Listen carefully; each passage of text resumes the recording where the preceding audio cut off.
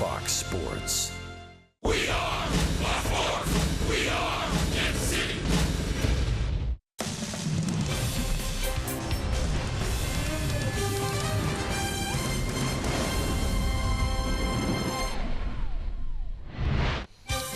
Royals baseball comes to you from downtown Cincinnati, where the Royals will play their final road game of the season tonight after beating the Reds last night 4-3.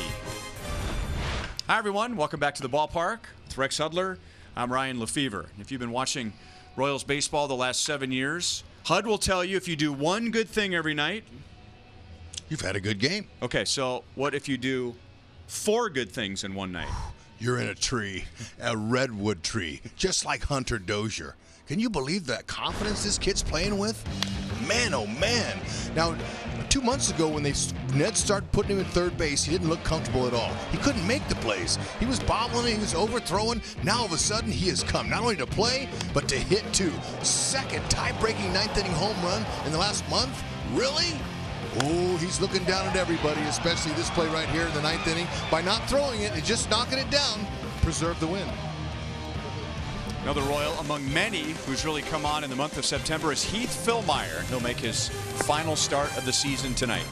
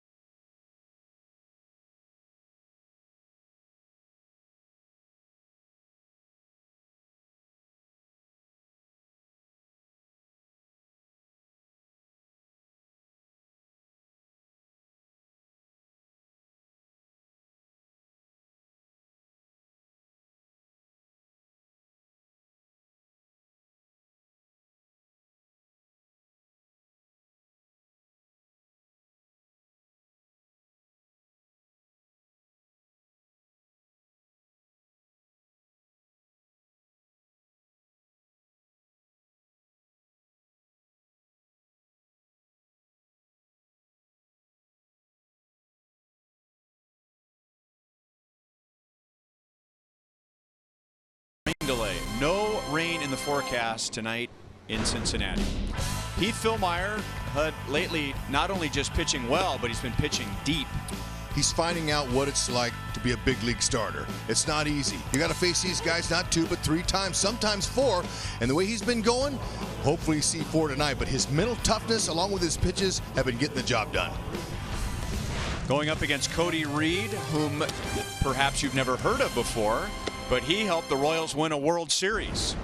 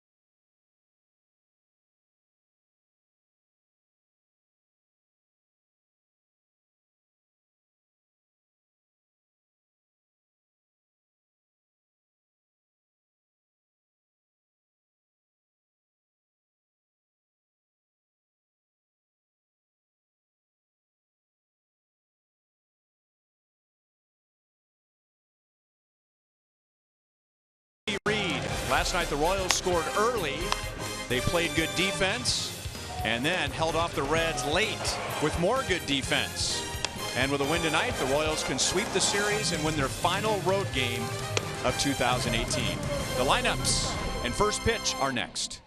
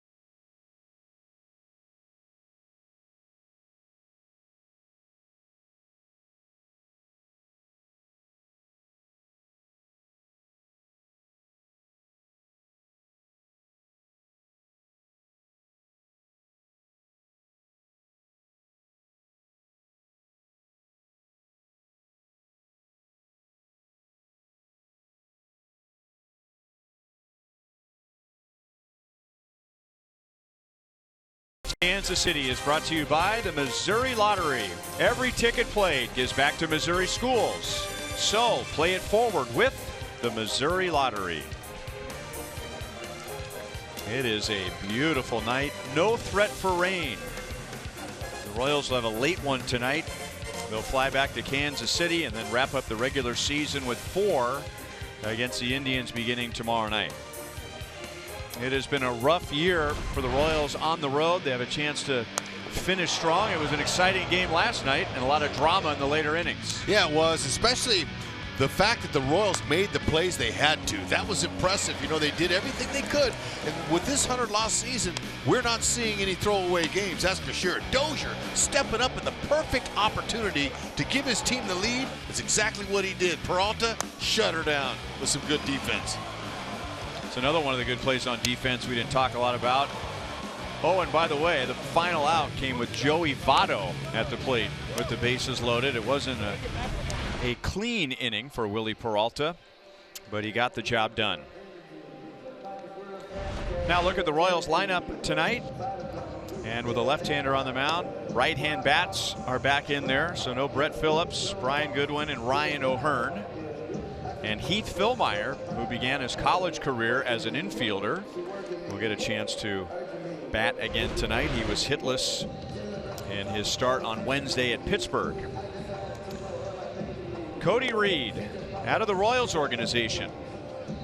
Second-round pick back in 2013 and was one of 3 left-handers who went to the Reds to get Johnny Cueto in 2015. Yep, he's starting to come on strong for the Reds and finding out who he is exactly. So the keys for the Royals to beat him are to zone him. And what I mean by that is pick out a spot for the right situation that you're going to hit into and look in that area regardless of the 4-pitch mix. So put him in a spot where you like him and take him, hit him there. Zone him. Throws more sliders than fastballs.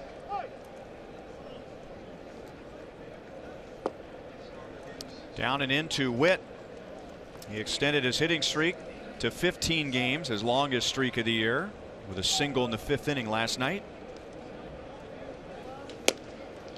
And now a high strike 1 ball, 1 strike. Witt asked home plate umpire Dan Bellino about that call. Arcia drive to success. Witt has scored 15 runs during his 15-game hitting streak and has 8 stolen bases. Chopped out to short, charging in Peraza, and there's 1 away. The Reds defensively, we're going to highlight Scott Schebler in right field, making his 86th start out there. He was a 5-star athlete in high school in Des Moines, Iowa. How about that? Not a 3-star, a 5-star. Scooter Gennett having an outstanding career season offensively, and he's not a bad second baseman.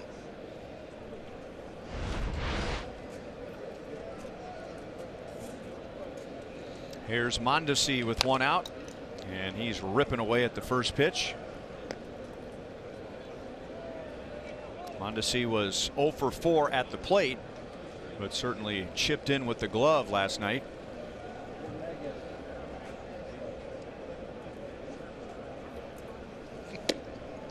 One ball, 1 strike. The big name when the Royals made the trade in 2015 was Brandon Finnegan. 1-2. He had been the Royals' first-round pick the year before. He pitched in the postseason for the Royals the same year he was drafted, but the Reds had a lot of interest in Cody Reed. He was just as important in that deal as Finnegan was.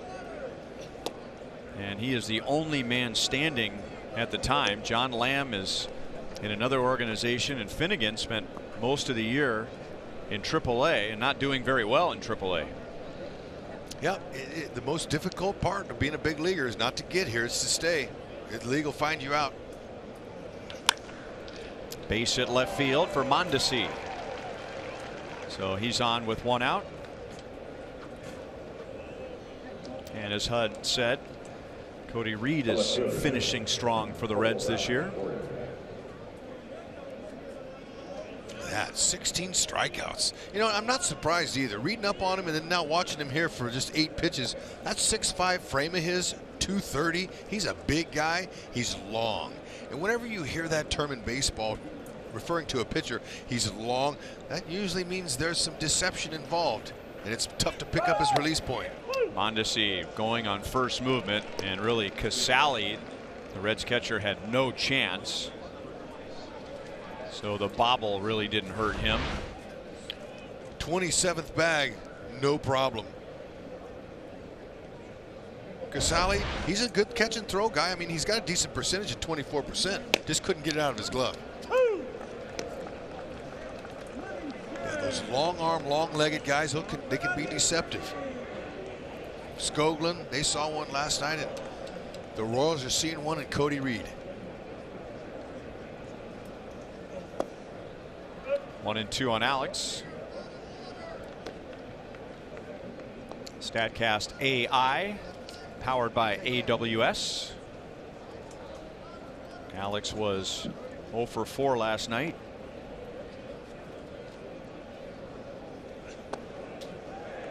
Two and 2.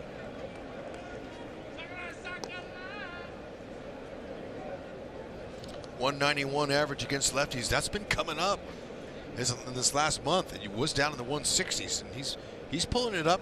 But what's more impressive is that he's coming in through in the clutch. .291 with a runner in scoring position average. And he's taken the count from 0-2 to 3-2.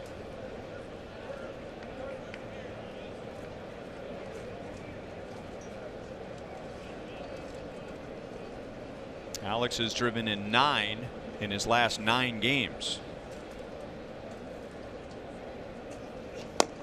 Got him with a slider. 2 outs.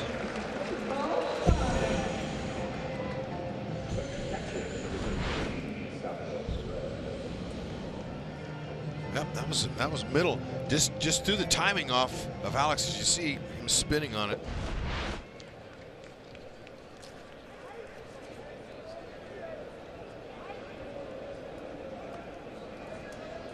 So Salvador Perez with a runner at second, 2 down. Salvi was a table setter last night. Royals cleanup man led off an inning 3 times, and he reached all 3 times and scored twice. There goes Mondesi to third, and he is in there.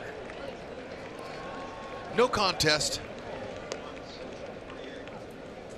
Third base, much easier steal than second because you can get a bigger initial lead and then you can get some more walking lead, and usually you're going to be safe with that kind of speed. Now Salvi drives it to center field. Hamilton got turned around. It's up against the bottom of the wall. So a double for Salvador Perez. He drives in Mondesi, and the Royals lead 1-0. Now he had a chance to throw out Salvi at second base, but he bobbled it off the wall. Let's check it out. Now that's a nice hit there because it's an off-speed pitch changeup down out of the zone. Salvi did all the work. I don't know if he'd have caught it with a perfect jump, but watch this bobble here. Oh, hang with him. Salvi gets a clean double. And part of Hamilton getting turned around, that ball changed direction. Looked like about halfway out to center field. It took a sharp left turn. Hamilton thought at first he'd be headed toward right center field and then had to make the adjustment toward left center. 1-0 on Hunter Dozier. The year that Cody Reed was taken in the second round by the Royals, the 2 picks ahead of him that year were Dozier, who was taken 8th overall, and Sean Manaea. So that's a pretty good first round for the Royals. Dozier, Manaea, and Reed all playing in the big leagues. One of those guys threw a no-hitter this year. That's right. Grounded to deep third. It's going to be a long throw for Suarez, and it's on the money to end the inning. The Royals get a 1-out single from Mondesi and a 2-out double from Salvador Perez, and Heath Fillmyer will pitch with a 1-0 lead.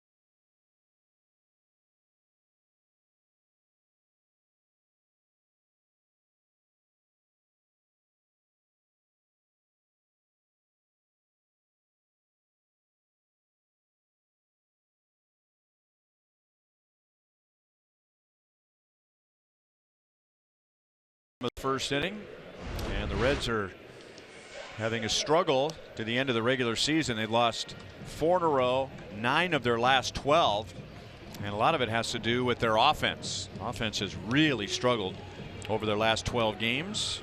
So on paper it looks like a good night for Heath Fillmyer as he is finishing strong. Yes, indeed he is, and he's definitely proven to his manager. Yeah, Jost doesn't even really need this start, but you know what, though? He'll take it. He wants to do a good job again. His change is good because the opponents are just 2 for 21 in his last 5 starts. Really finding that as a nice weapon against left-handed batters and mixing in his other pitches as well, making him a tough competitor. You mix in his mental capabilities. He's very strong. Scott Schebler is one of the Reds individuals who has struggled over the past couple of weeks. He was 0 for 4 last night with a walk. That walk was a 4-pitch walk leading off the bottom of the 8th inning in a tie game. The Reds loaded the bases with nobody out against Kevin McCarthy, and McCarthy got out of it. The ground ball, a strikeout, and another ground ball. Good changeup. That's been a key pitch for Phil Meyer lately. No balls, 2 strikes. Yeah, especially against those left-handers. It's good. But you know what, though? His tempo, his rhythm, you know, his ability to throw ground balls and keep the ball down and to let go of the bat. It's all been one of the reasons he's doing so well. And Ned Yost says, you know what? I don't know why this guy can't be an everyday starter, or not an everyday starter, but once every 5th day, be one of my guys. They don't have everyday starters on the mound. Last I checked. They don't? No.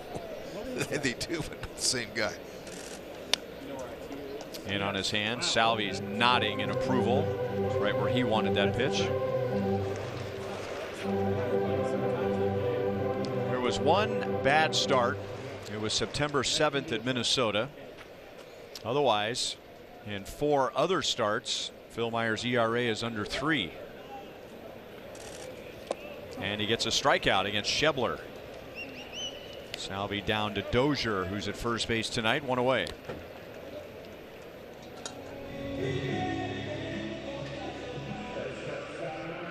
Well, where's Witt tonight?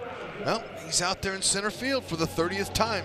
He's got 104 starts at second base and just an excellent athlete. Looking for his 40th steal tonight. Hunter Dozier's making his 50th start at first base. He looks to be the star again. Put one over that wall, he has a good chance.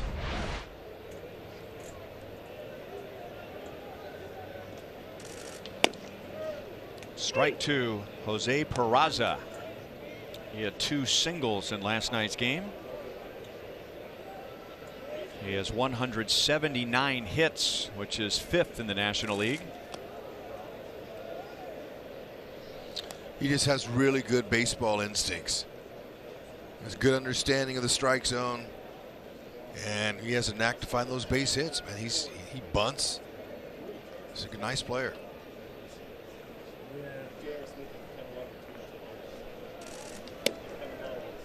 Two balls, 1 strike. One-time big prospect with the Braves, Jose Peraza. I mean, his whole story is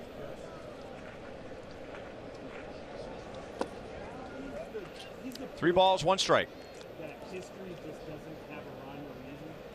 You know, Peraza was involved in a 3-team trade, he's made as many mistakes. which involved the Dodgers and the White Sox, and that was a deal that sent Todd Frazier from the Reds to the White Sox. Meanwhile, he played with 3 balls, 2 strikes.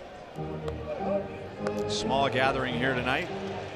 Last night the announced attendance was 13,172. It was a lot less than that because of the rain.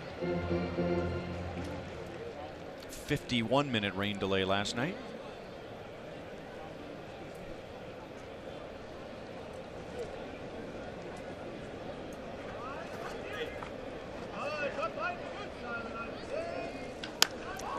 Hit well to left field.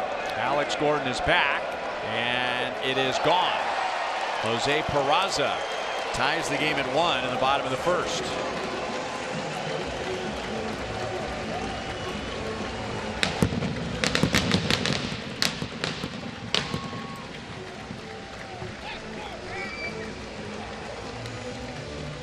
Well, that's a hitter looking for a fastball, and that's exactly what he got, and he turned on it. 92, that's good hitting speed. If it's out over the middle of the plate, that drifted back in, and he was able to get most of his barrel on it.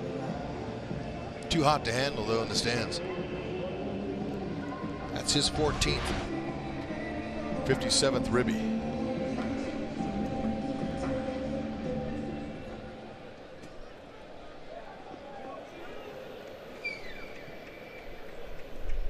Here's Joey Votto.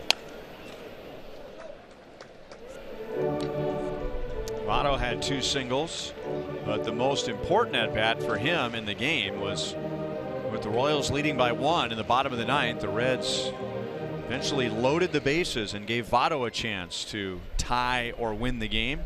And Peralta got him on a ground ball to second to end the game.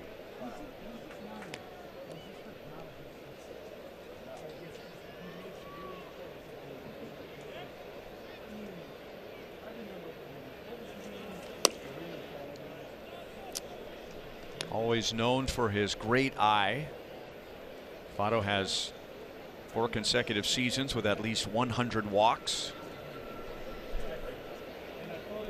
6 overall in his career. And he hits a shot to right field, but Bonifacio's there. That is a nice short swing.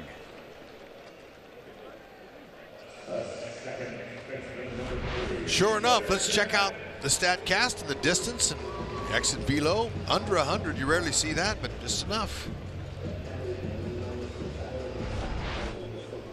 Home run ballpark.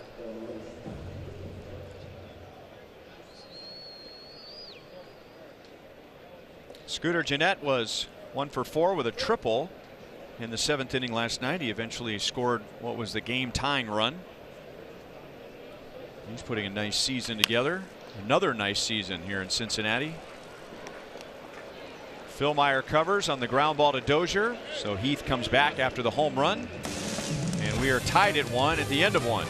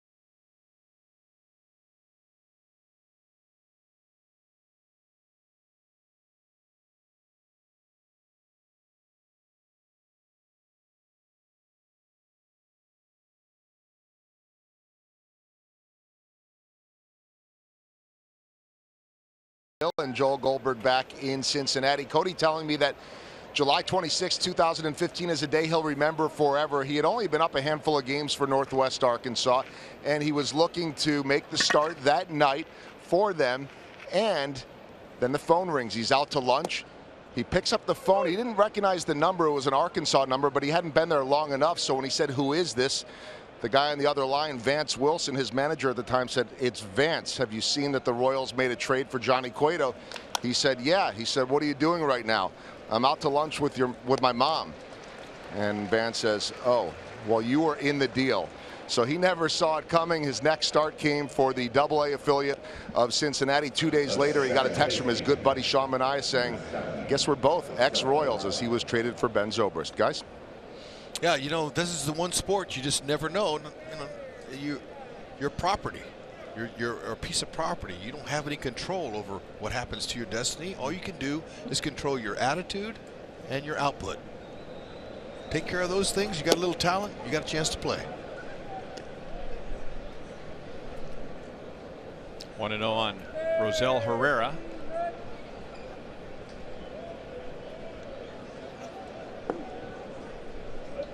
Royals got Cody Reed out of Northwest Mississippi Community College. which I'm assuming is in the northwest part of Mississippi. That's all I can tell you about Northwest Mississippi Community College. I mean, these guys, you know, we read some of the strangest places, but you know that's the cream rises to the top. If you have the talent, they'll find you. Holtzy tells me it's in Senatobia, Mississippi. Thank you. So in case you're scoring at home. Okay. We were talking about how he's pitched really well over his last 2 starts, and we just showed you that really it's more than that. Before he went down to AAA, his career ERA in the big leagues was over 6.5. 3 balls, 2 strikes. So really good over his last 2, and his ERA is under 3.5 over his last 12. But he's slowed down not only with his velocity, but his thought process. He broke Herrera's bat. Rosie's running hard up the line and is out by less than a step. Not only is he taking less off his pitches when he first got here, you know, like a lot of young pitchers, they want to throw hard. They see the radar gun, everybody else sees it out there on the scoreboard, and they want to impress, and doesn't always result into outs. But the mental adjustments that he's made have been huge. He's had some good help from Danny Darwin, his pitching coach here, but also Jeff Facero is a AAA pitching coach, and Tony Fossas. He's had those guys help him and mentored by some of the veteran pitchers. 0-1 on Eske. You know, and I've always felt like it's not the young pitcher's fault if they're pitching to the radar gun, because in high school and in college, how are they evaluated by the scouts? What's the first thing that they see behind home plate before they throw every pitch? How hard's a kid? Radar guns. And then they get into professional baseball, and you have to help them unlearn that approach. I had a college teammate, Hud, who ended up being a first-round pick and playing center field. And I mean, every pitch he threw, 20 radar guns would go up. And I just remember asking him, how do you concentrate on trying to win the game when every major league team here is registering the velocity of every pitch? So it's not all the pitcher's fault when they get into professional baseball and they're trying to throw as hard as they can. Did the young man get to pro ball? Yeah, he did. He was a teammate of yours with the Angels for a brief time. He was? Yeah. Is he lefty or righty? Jeff Schmidt. Oh, okay. Yeah, you don't remember, so that's okay. That's okay. 0-1 on Philmeyer. You don't remember him, but somehow he remembers you. No, you know what? I do. I'll get out the team picture. We'll look for him. Philmeyer was 0 for 2 against the Pirates with a couple of strikeouts. Wasn't that long ago that he was hitting in games, beginning his college career as an infielder.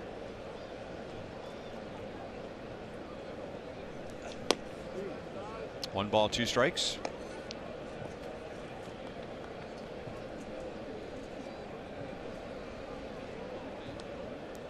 Not that Herrera would go, but you don't want to go, because if you get thrown out, guess who leads off the next inning? Oh, excuse me, that's Eske.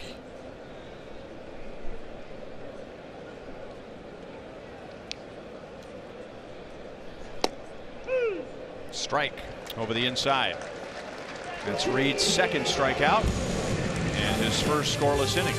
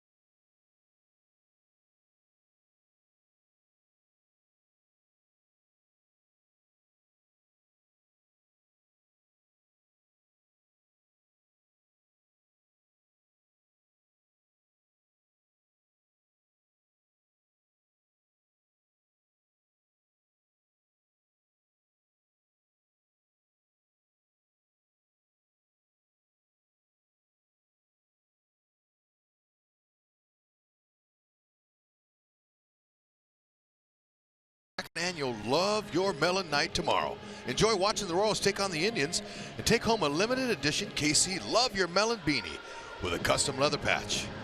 Head to theroyals.com/theme ticket to view the beanie and purchase your ticket today.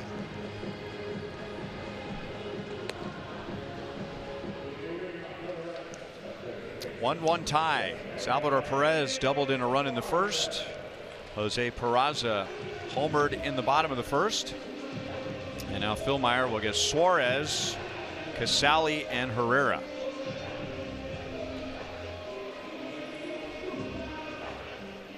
Suarez is wrapping up a good year. He was hitless last night. He was a big out on a big play in the bottom of the 8th inning last night against McCarthy. And when we talked about McCarthy getting out of that 8th inning, one of the first things that comes up is Mondesi's excellent play on a ground ball that was off the bat of Suarez on a 3-0 pitch. We were kind of getting on him today a little bit. Monty was in the dugout and he was saying, hey, look, you know what? I was able to get out of that mess. He goes, Monty, have you ever had a mess like that? He goes, yeah, I had more than I want to remember. But he said, only 18 pitches is all I needed. And that's pretty good if you think about all those guys that got on. 18 pitches is pretty good.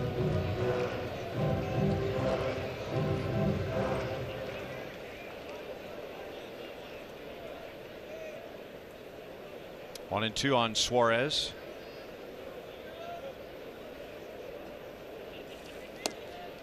Just missed the spot. 2 balls, 2 strikes.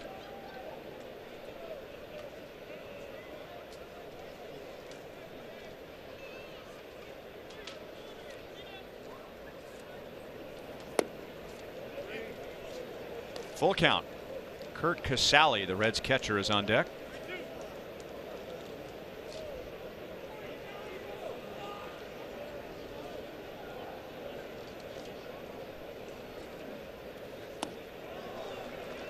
So Suarez comes back after being down in the count, and he's on with a leadoff walk.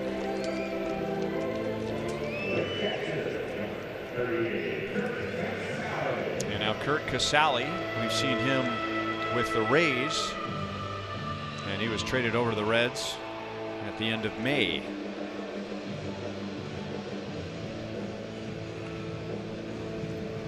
When the Reds got Matt Harvey from the Mets, they traded away Devin Mesoraco, who not long ago looked like he was going to be the long-term solution for the Reds behind the plate, but he just couldn't stay healthy. So both Harvey and Mesoraco needed a change of scenery, and the Reds needed another catcher. That's when they went out and got Casali.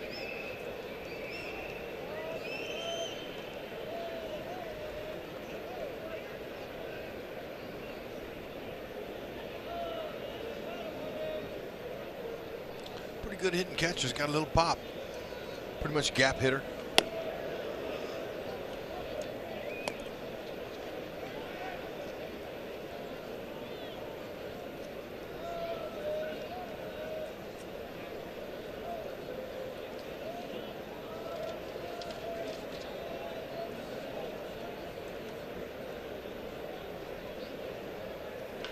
Out over the plate, and that is just foul outside of third.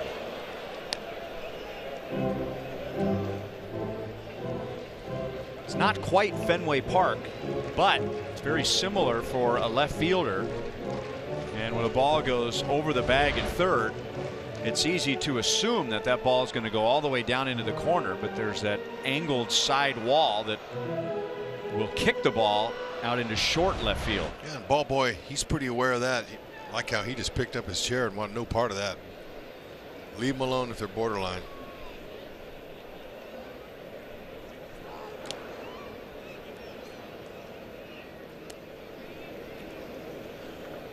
Over the years, we've seen play every now and then in Boston where a guy hits one over third, he thinks he's got a double, and he gets thrown out at second by the shortstop. Exactly. That's why you work hard in pregame practice and find out all the angles. Phil Meyer likes to keep the ball down. He's induced 11 ground ball double plays. Roll them up. In 76 innings. That's a big number for 76 innings.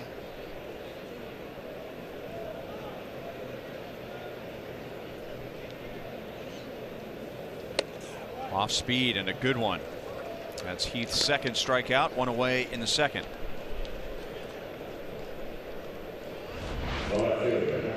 Yeah, nicely done. He was all set up on a fastball and just got him off balance. Starting.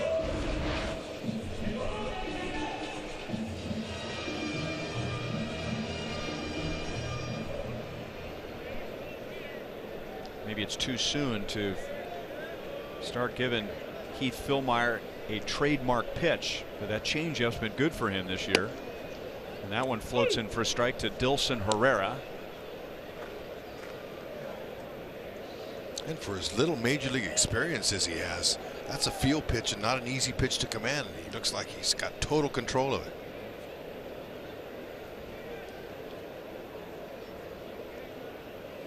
Dilson Herrera pops it up, and Dozier comes down from first. He makes a call and the catch. Last night, Dilson Herrera came off the bench and hit a pinch hit 2-run home run.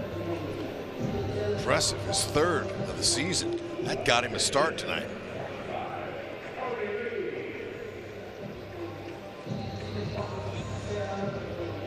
And now Cody Reed, who bats 8th, just as Matt Harvey did last night.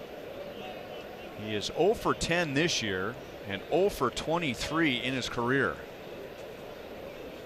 Looks a little awkward with the bat in his hand, but they don't. Yeah, they don't hit all the time. Shohei Ohtani, he is not. No, Our University of Kansas Health System injury report update, and Ohtani will have Tommy John surgery, so he may be able to play some next year as a DH, but he will not pitch in 2019. No balls, 2 strikes. I'm glad they decided to have it. Sure, it wasn't totally his decision, but you know he's got a torn ACL. Why are you putting it off? Get it fixed. Oh, excuse me, a UCL. Excuse me. Yeah, get That's it done. not going to heal. No. So fix it. Glad they're doing it.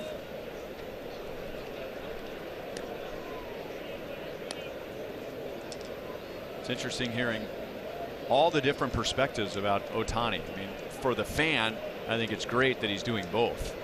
I mean, historically speaking, it's been very impressive, but some baseball people believe he will be more helpful to his team if he just does one or the other. Yep. We'll see. Philmeyer strikes out 2 and works around the leadoff walk.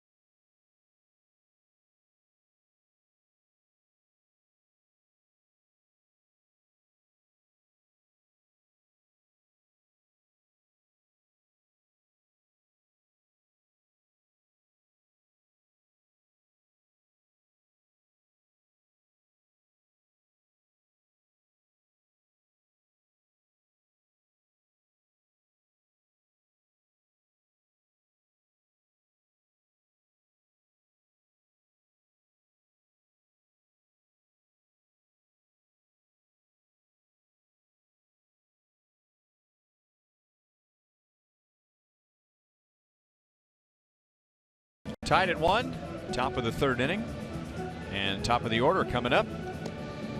If the Royals hit a triple in tonight's game, the Kansas City Honda dealers will make a $1,000 donation to the KC Urban Youth Academy. And some good candidates are coming up against Cody Reed, who gave up 2-out RBI double to Salvador Perez in the 1st inning. And the Reds got a home run from Jose Peraza in the bottom of the 1st. Witt opened the game with a ground out to short.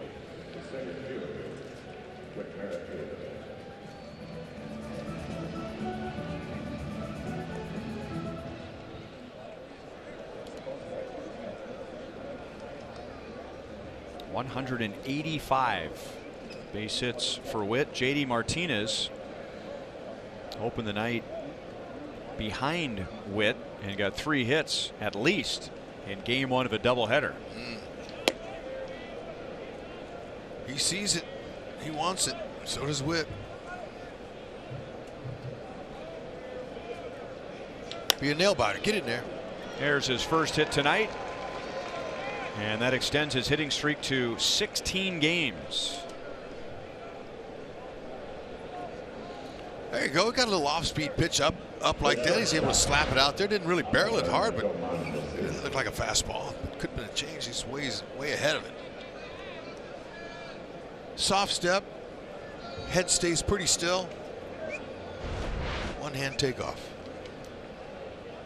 So if he hits safely in each of the 4 games at home against the Indians, that will be a new career high hitting streak for him, 20. And he takes off right away on Reed, and the throw is off of Jeanette's glove and out into shallow right. Witt didn't see it right away. So Mondesi has 2 stolen bases tonight, and now Witt has his first. And Witt wants the ball because that gives Witt a 40-40 season. And that would be 40 stolen bases and 40 doubles. Yep. Congratulations. Now he went past the bag, and by the time he picked up the ball, didn't have a chance to advance. Mondesi trying to help him a little bit there. Almost like to see Mondesi swing the bat in this ballpark, man, the way it as short as it is. 325 down the right field line, 328 down the left. My high school was 325 down the left field line. Witt has to go back to second base as Peraza throws out Mondesi. So Witt is on a short list of players since 2000 to have a 40 double, 40 stolen base season. Johnny Damon was the first during that stretch with the Royals, and Alfonso Soriano. Brian Roberts did it twice, and the most recent was Jose Altuve, and now Whit Merrifield. Fantastic. Congratulations. Now score. Here he goes. And in on a short hop, and he is out.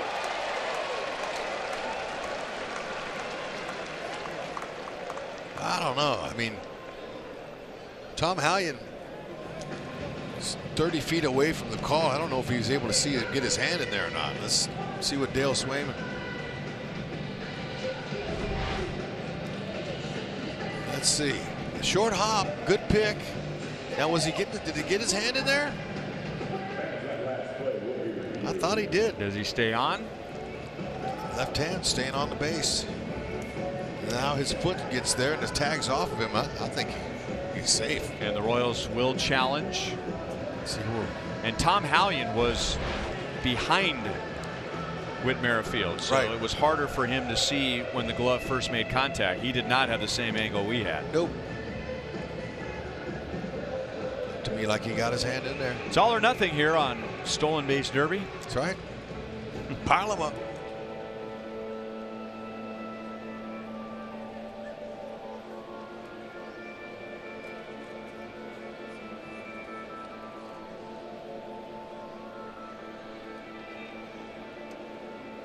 It was a good initial pick, and and Suarez left his foot on the base, and that's okay too, to try to block it, but didn't do a very good job of putting the tag on him.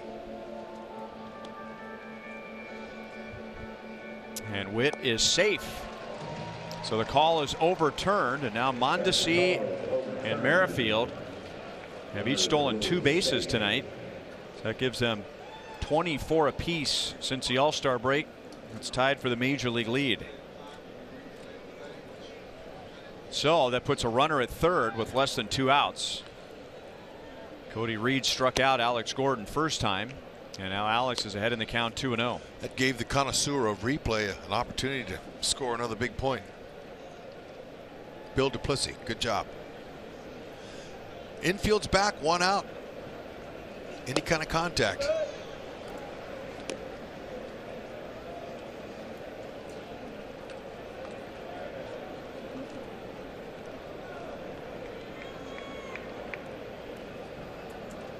That's Duper's 32nd overturned call. That's the most in the major leagues by 4. Ding, ding, ding, ding.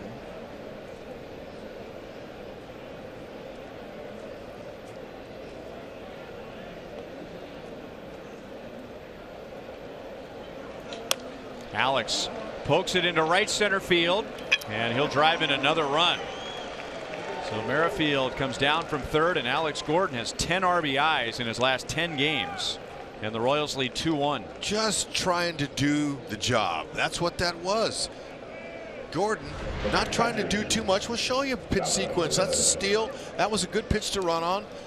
Alex is just shortening up his swing now. He says, all right, you got me on that breaking ball. You're going to throw another one. And then watch him just kind of fight it. Look at that outside off-speed pitch. Just stuck the head of the bat out there just to do the job. Get him in. 52nd ribby. Up in that average at 291 with a runner in scoring position. So Witt and Mondesi maybe are doing a little trash talking in the dugout there, as they're both tied for the major league lead in stolen bases since the All-Star break. It's fun. They're feeding off of each other. It's okay. Both have a run scored tonight, which is the more important team stat. You know, another thing about the Royals and the challenges, not only do the Royals have the most overturned calls, but here, if you like the advanced numbers when it comes to replay, the Royals are still the only club in the big leagues. 2-0 on Salvi. The only team in the big leagues that do not have a challenge comeback confirmed. So basically, when the Royals have challenged and it didn't go their way, it's always come back call stands.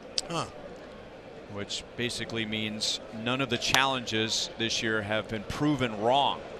The only team in the major leagues. Impressive. And a challenge here in the top of the third leads to a run. And the Royals lead 2-1. Way to go, Super Duper.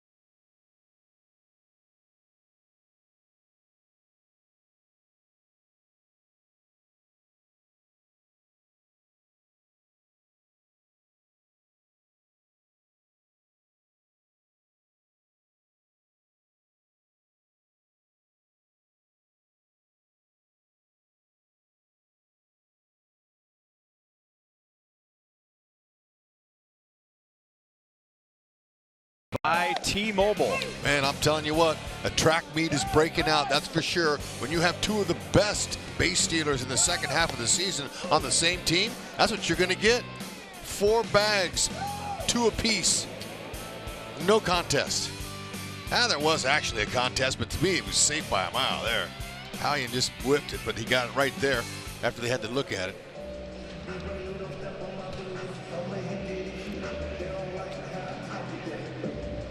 So 4 stolen bases between those two and 2 runs scored.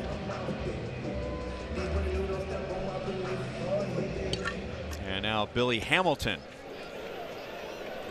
And nobody has more stolen bases in the major leagues than Billy Hamilton since he made his big league debut.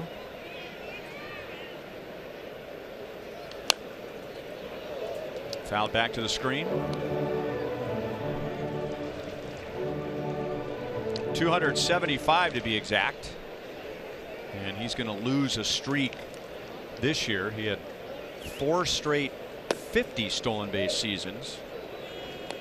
So unless he steals 18 over the next 5 days, that streak is going to come to an end. Yep, I agree. Fouled back, and he lost his helmet. Hamilton bats 9th with the pitcher batting 8th. He was 1 out of 4 last night.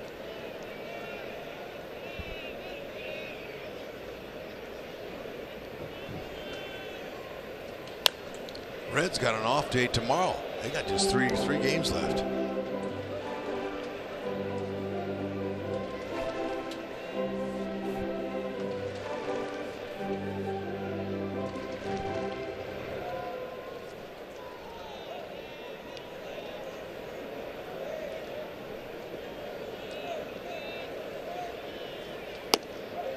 Two balls, 2 strikes. Reds are just trying to keep Billy Hamilton healthy.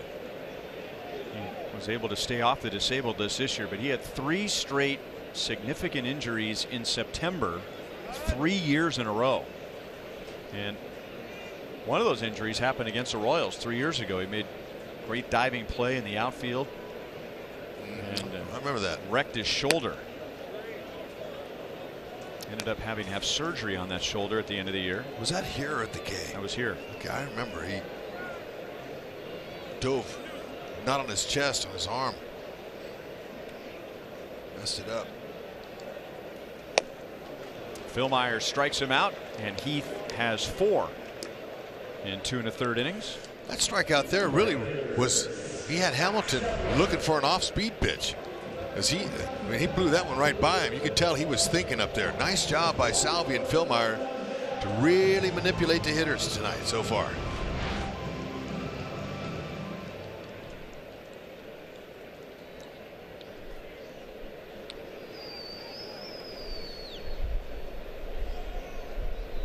And that'll bring up Scott Schebler, who swings and misses at a changeup. Philmeyer struck him out with a curveball in the first inning. So of Phil Myers' 4 strikeouts, he has 1 with each pitch tonight. A fastball, a changeup, a slider, and a curveball. That one skips away from Salvi. 1 ball, 1 strike.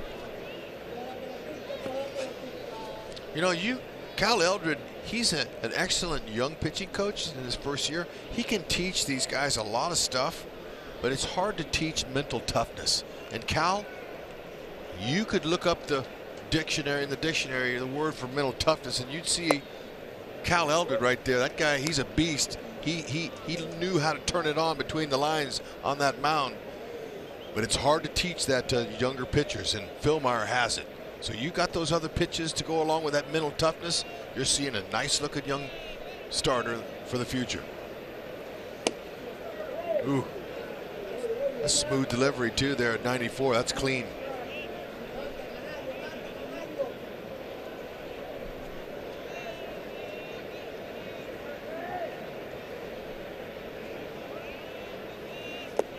Got him with a breaking ball again.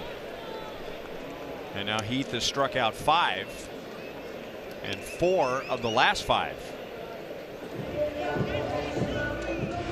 He's executing, that's for sure. Salvi's doing a nice job of calling the game for him and helping him along the way.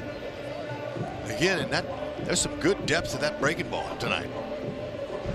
It's got a little 2-foot break to it.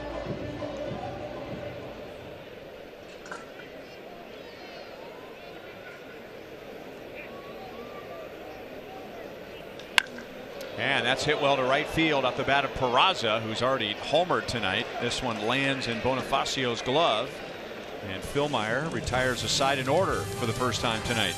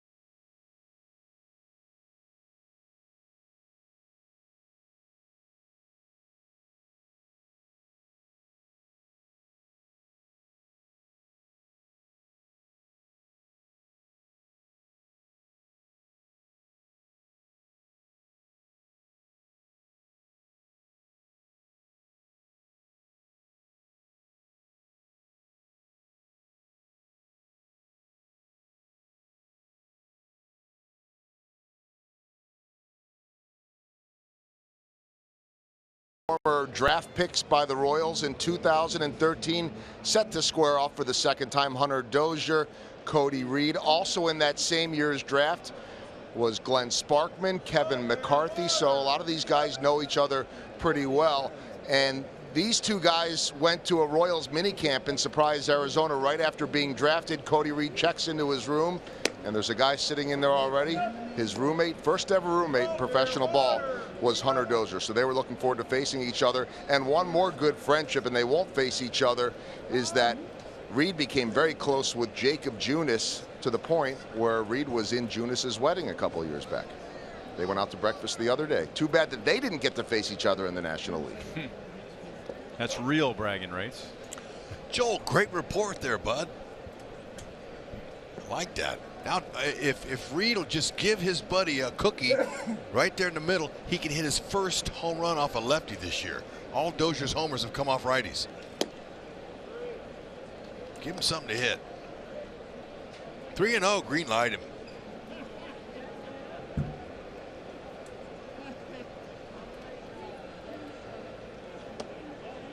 It is inside, so no cookies with that at bat. And Dozier has a leadoff walk. Okay, parents and grandparents, the perfect gift for your young Royals fan is a now 50% off. Purchase the 2018 Sluggers Blue Crew box for just $15. Membership includes a jersey, flat bill cap, drawstring bag, 2 compression sleeves, 2 ticket vouchers, and much more. Purchase your discounted membership now at the stadium or online at royals.com/Blue Crew. That was a sweet father-son moment there in the stands, and bittersweet, I'm sure, for that dad when your sons get to the point that they don't want you to kiss them anymore. Yeah. That's sad. He had his son in a bear hug and was son was hitting him in the head with his cap. And it was all captured on Fox Sports Kansas City.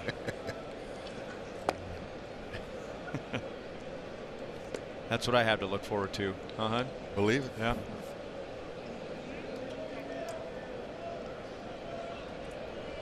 A lot of great things ahead for you. Bonifacio like to hit a gap. It's got to get a pitch. Reed, impressive. He looks like he's effectively wild. And, you know, his arm angle, he's a slinger. A lot of arms and legs. Not real easy to pick him up.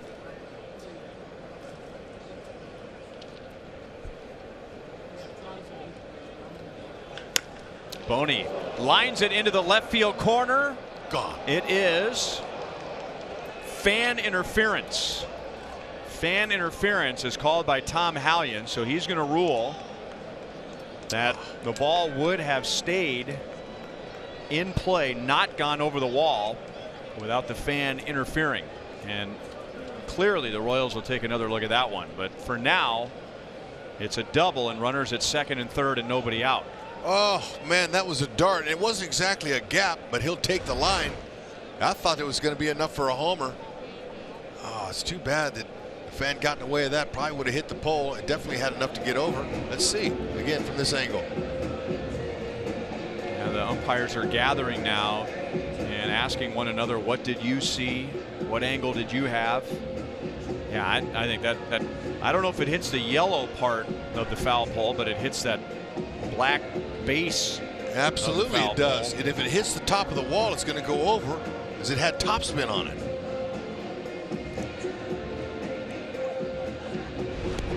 And now 5 years ago that discussion would have been enough, but with replay at their disposal, there's no reason for them not to look at this. And it's an umpire review, so even if the Royals had asked, that does not cost a challenge. Let's go make the play next time. What the heck? That's the right to him.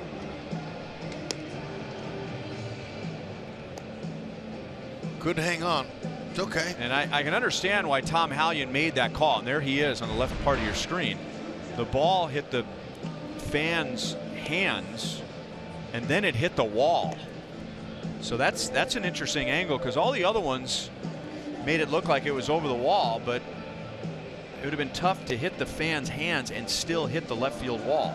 Yeah. If his hands were on the other side of the wall. I agree. See, if his hands are behind the wall, I don't think that ball hits the front side of the wall.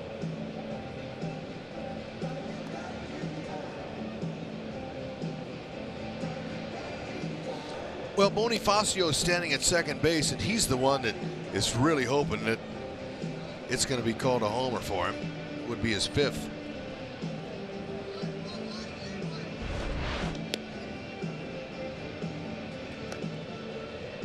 Fans are giving him a hard time.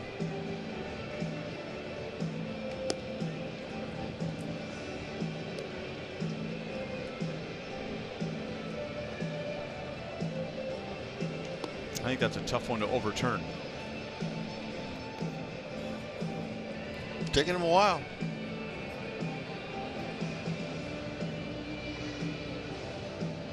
Yep. So it is going to be a fan interference double. In order for that to be a home run, the ball would have to have cleared the wall.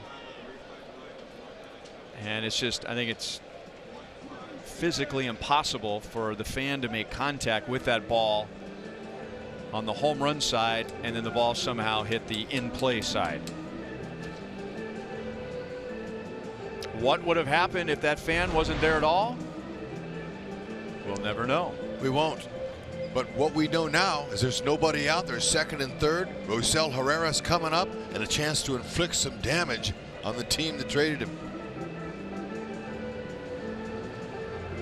Sal Romano is the right-hander throwing in the Reds bullpen. So the Royals got a run in the first, they got a run in the third, and now second and third. And Rosell Herrera, the former Reds player, the Reds used him more on the infield than the outfield, which is what the Royals have been doing lately. But when the Royals first got Herrera, they used him in the outfield quite a bit. And the Reds will play it with the corners in and the middle of the infield back. Okay, that's what you're looking for. Now, we talked about the Royals in order to beat Reed, zone him, put him in a certain zone. And that's what you want to do here. You want to zone him in the middle and maybe even up so you can get one run at least home. Shallow is Hamilton in center. And chopped out to third. So Herrera is out with no advance, and Rosie is 0 for 2. And now you have Escobar and Philmeyer coming up. So this is the interesting part of the National League games, and I'm not using interesting as a secret code for better, but how will they pitch Escobar with the pitcher coming up next and an open base? Way inside for ball 1. You know, and I think this is where the hitting coach Terry Bradshaw says something to Escobar while he's on deck and says, hey, look, you know what, be careful. We're not going to give you anything good to hit. So be alive. Don't be just swinging. Escobar has already walked in his first time up. Got a hittable pitch there and fouled it away. But then again, you want to knock those runs in. You don't want to leave it up to Philmeyer to do it. Or, and we've seen this happen before, let's say Esky reaches. Now the bases are loaded with one out. Even though Philmeyer is pitching well, does Ned Yost see an opportunity to tack on and go to his bench? 1 ball, 2 strikes. Saw that a few years ago when we were in St. Louis.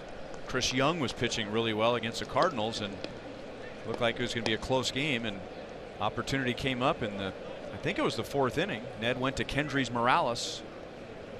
I remember. Ground ball right side. That'll get a run home. It might get 2 home. Nope. Bonifacio will hold. So it's an infield base hit and an RBI for Escobar. It is 3-1, and now that the Royals have a run home, Philmeyer will hit. And now Escobar has a little hitting streak. Okay, 6 in a row. That's where he zoned him. He zoned him middle away, and he got something up, and he's able to get on top of it. He knew exactly what he wanted to do. Mo Lottery replay shows you that's an infield knock and a stake attached. And Philmeyer bunts and misses. Jeanette saved a run, at least.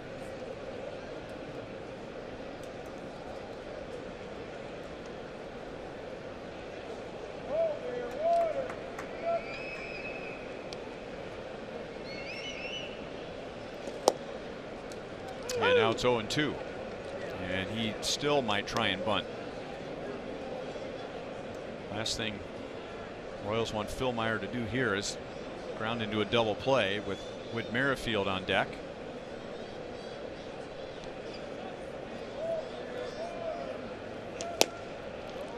One ball, 2 strikes. Things that come up in a National League game that aren't even considered in an American League game. That's right. Hey, look, just get it down.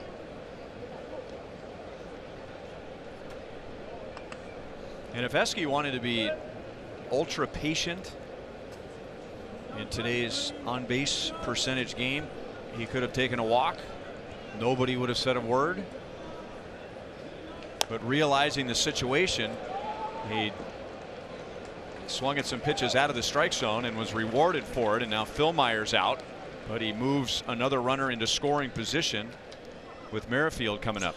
But Esky, the way he swung at that ball looked like he was looking out there, and he's able to do it. Now, wow, look at Philmeyer. Plenty of time he squared around. He knew exactly what he wanted to do. Had Votto let that ball roll, could have rolled foul, but he picked it up and got the easy out. And Riggleman's seen enough from Cody Reed. So Reed goes 3 2/3 innings, and Romano will come on and face Merrifield.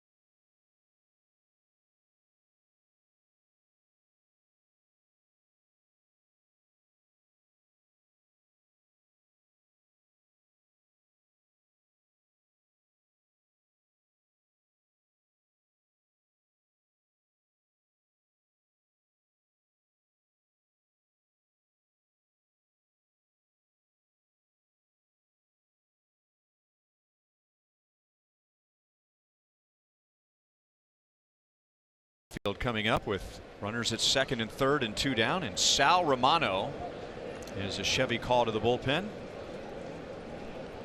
He's got a good fastball. He can run it up there, upper 90s, but he's in the middle of the plate. He could get hurt, especially by Witt looking for his second hit. Mid to upper 90s. 302 average with a runner in scoring position and 303 average overall in the season. Like to add to those RBI totals, get him over 60 right here, one swing.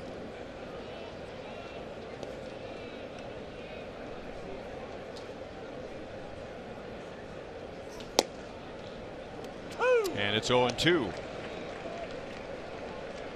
Witt has seen Romano a couple of times before tonight. 4 at-bats and 2 hits. He's comfortable hitting with 2 strikes.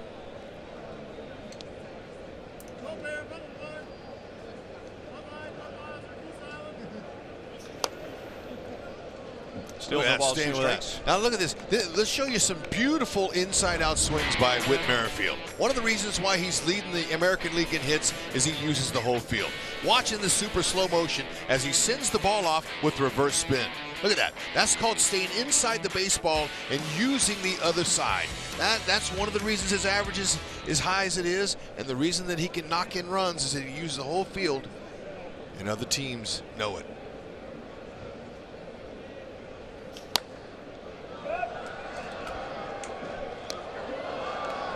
If Witt finishes the year leading the league in hits and stolen bases, he will be the first Royal ever. Impressive. Look at the holes out there for him. Romano has potential closer abilities. Big guy, throws hard, got a good slider and a change. Try to get him off the plate here. And he thought he had a strike zone or a strikeout, and that pitch had good late movement. Sure did, because Sally, he did a nice job of staying with it. Look where he's sitting. And he tries to pull it down. And Witt knows with 2 strikes here, you can't take anything close. With those stakes out there, knock them in.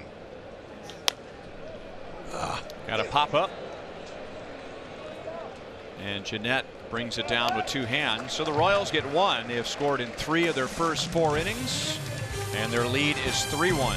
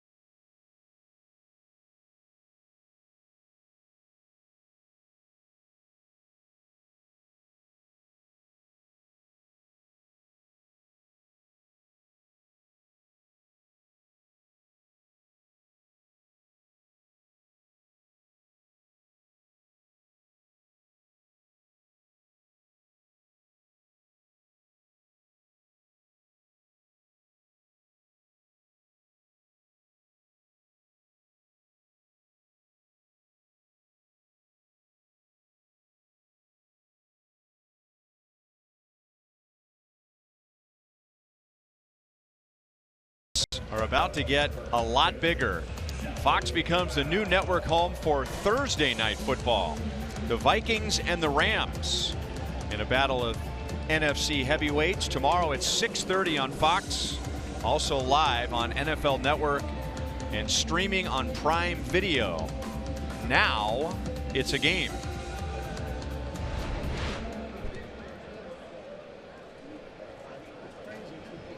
Alcides Escobar picks up an RBI, giving the Royals a 3-1 lead, and now it'll be Votto, Jeanette, and Suarez. As baseball is sitting outside the Royals dugout, so third base coach Billy Hatcher goes to pick it up and give it away as a souvenir, and now we're ready to go.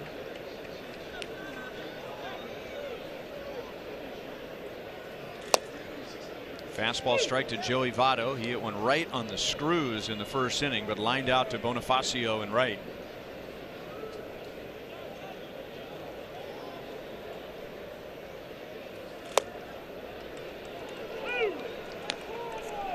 Oh, and 2.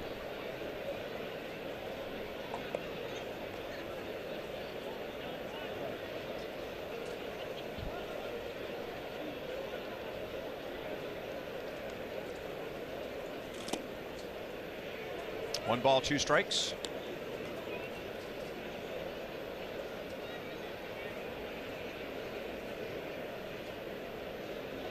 The Reds got their run in the first inning on a home run by Peraza.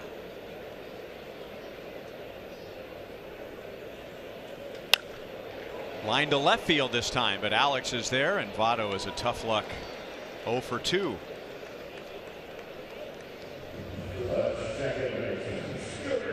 Here's Scooter Gennett with 1 out. And our Toyota League leaders. Would you have put Scooter Gennett amongst JD Martinez, Nolan Arenado, Mookie Betts, and Christian Yelich?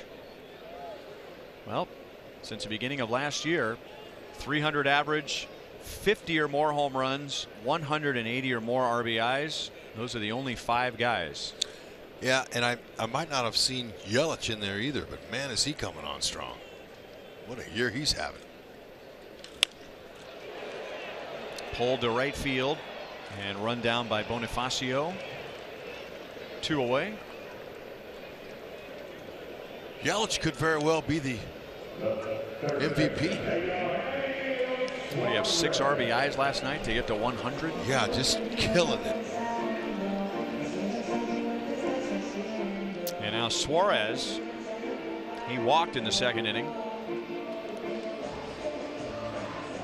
And he's the only man to reach since Peraza's home run in the first. Philmeyer has set down 10 of the last 11. There's a well located fastball. He's having a nice season. He's got good numbers, and there's not as many games as he played in last year even. He's like 20 shy. But when I watch his stance there, he looks to me like a slow pitch softball hitter. Just ready to tee off. Stands straight up, waiting, loads up his lower half.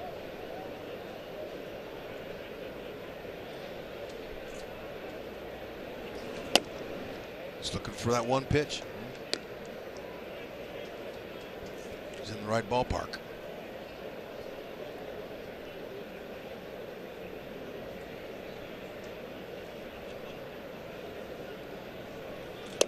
You know, it's easy to pile on the Reds right now because they've been through some struggles the last 4 years, but they made a couple of wise moves. First of all, they got Scooter Gennett off of waivers a couple of years ago, and they got Suarez for Alfredo Simon, who is no longer in the game. So those are 2 good moves for the Reds. They go down 1-2-3 in the 4th inning, and that's 11 of the last 12 knocked down by Philmeyer.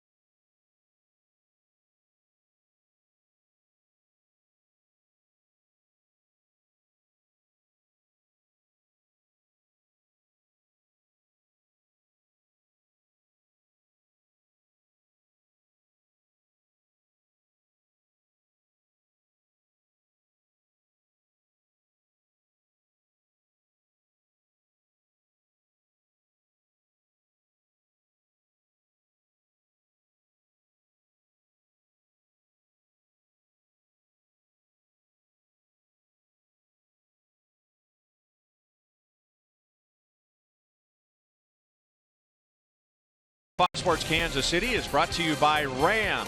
Hurry in and get a great deal during Ram Power Days.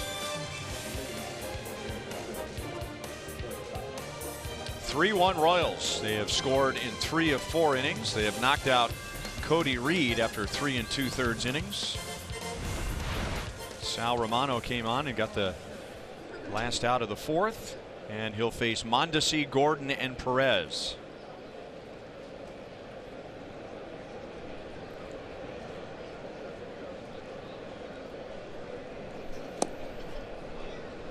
Oh, 1 on Mondesi. He singled, stole 2 bases, and scored in the 1st, coming home on Salvador Perez double.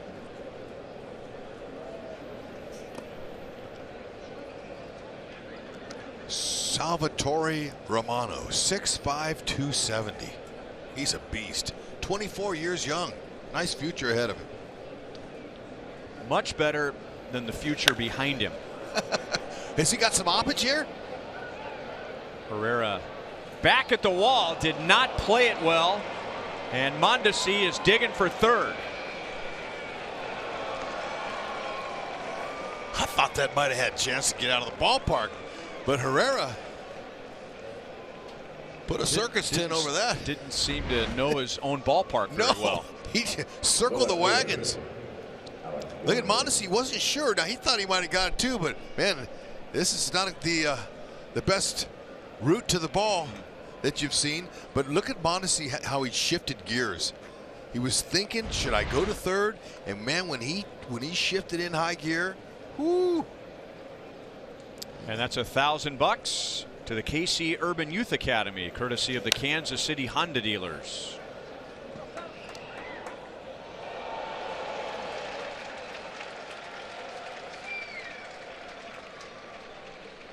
Alex Gordon has already driven in a run tonight.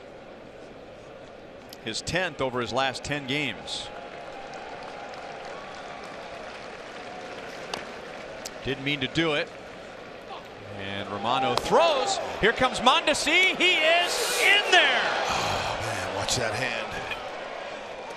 And Romano, I don't know what he could have done differently there. He fielded the ball, looked to third, threw to first. Would have been no contest had he not stumbled. Mondesi stumbled his first 2 steps. He didn't get a good takeoff. Watch him at third base. Watch Mondesi. Okay, he's thinking, well, should I? Watch him. See how he kind of stumbled. He didn't get his feet underneath him.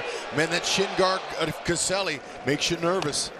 Watch Mondesi's left hand as he comes in there. Oof.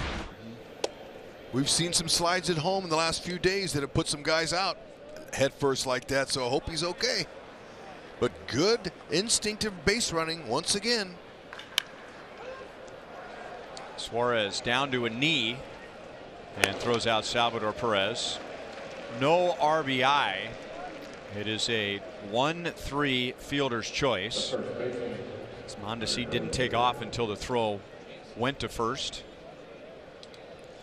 And one of the biggest plays in Royals history in Game 5 of the World Series, when Eric Hosmer dashed down from third.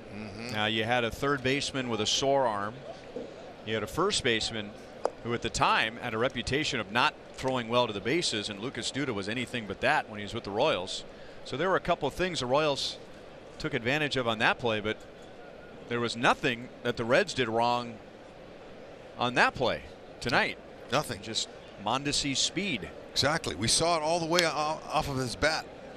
Everything. So a leadoff triple by Mondesi. His speed and his guts give the Royals their 4th run of the night.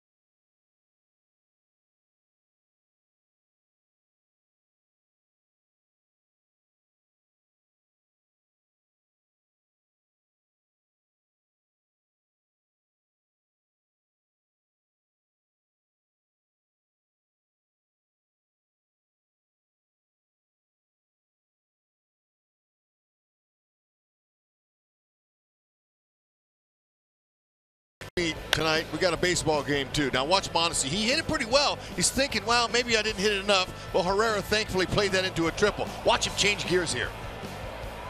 Yeah, he wasn't sure if he's going. Now he's able to get into third base with no problem. And then here, he stumbles his first 2 steps and still made it. Watch him. He didn't quite get out of the blocks like he wanted to, but the acceleration that he gains, 1, 2, 3, 4, 5, 6. I mean, he's at full speed there after he got recovered from his stumble and was able to score the run. That's just great instincts. You have speed and instincts, your opponent's got trouble. And now 1 pitch, 1 out for Philmeyer as he gets Casale on a ground ball to Escobar. And now Heath is pitching with a 3-run lead, and he's doing his part. He has set down 12 of the last 13 Reds, and the Reds have 1 hit tonight. A home run by Peraza back in the first inning.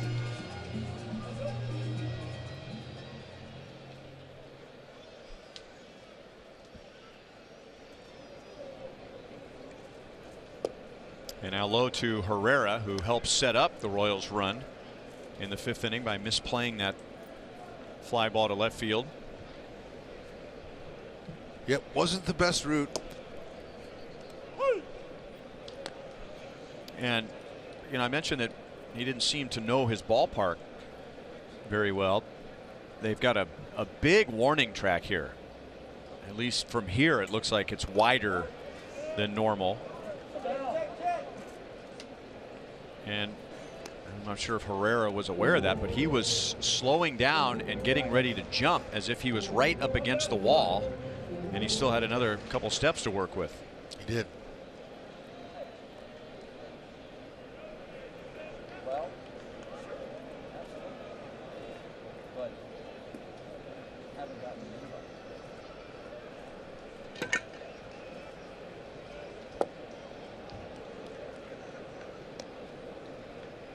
Pitcher spot is coming up.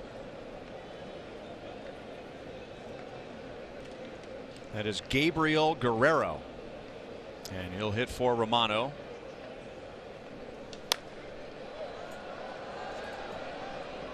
Out of play, still 2 balls, 2 strikes.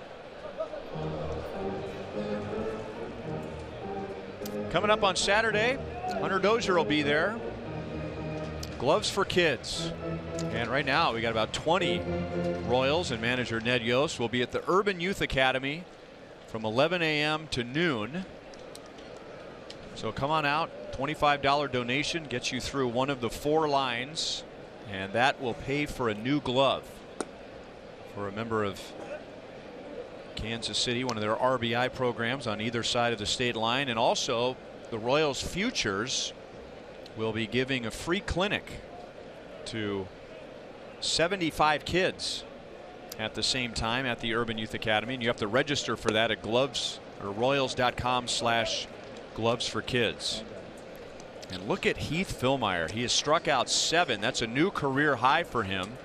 He's done it in 4 2/3 innings. Check him out is right.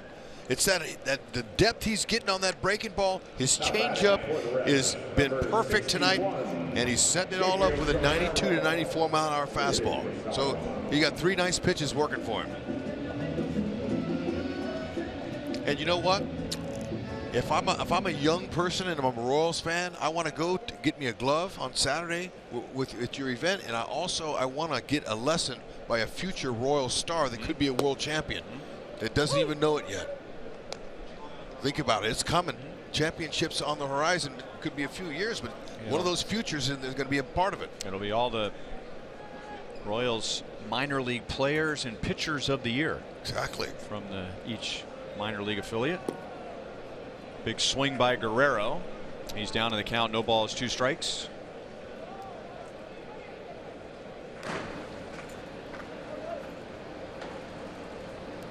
Matt Whistler will pitch the top of the 6th inning with Bonifacio, Herrera, and Escobar coming up. And that is under Mondesi's glove. It's been a tough play, even if he was able to backhand it. He was a long way away from first base. So Guerrero has a pinch hit base hit. He's on with 2 down. That's the 2nd hit for the Reds all night.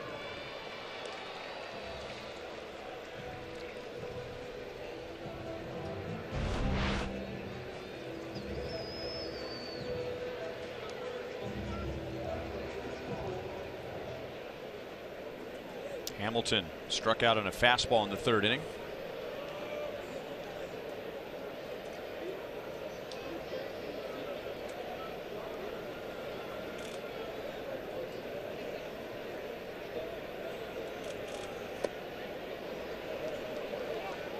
Another thing, if I may, Hud, about Saturday, the Negro Leagues Baseball Museum is going to allow those who participate at Gloves for Kids to enjoy 2-for-1 tickets to the museum. Fantastic. So that's an added bonus, especially if Bob Kendrick's going to be there.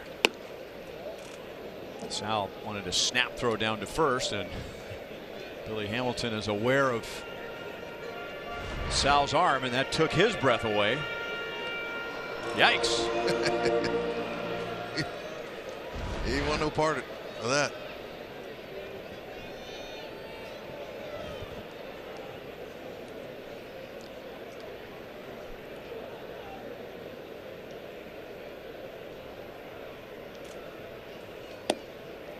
Two and one.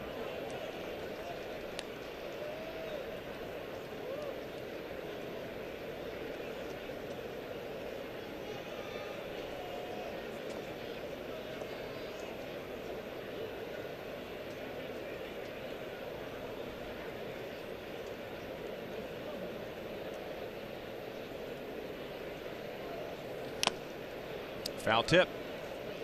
2 balls, 2 strikes.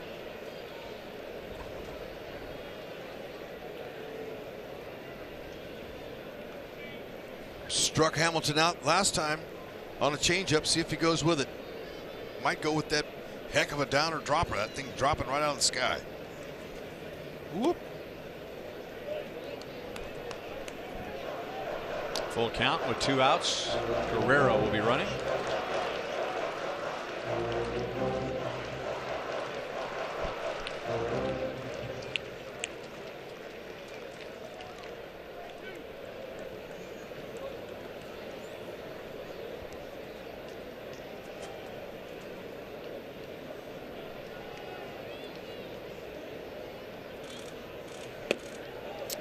Hamilton is on with a walk, so the Reds get a couple of base runners with 2 down, and now the top of the order is coming up. That's Phil Myers' second walk.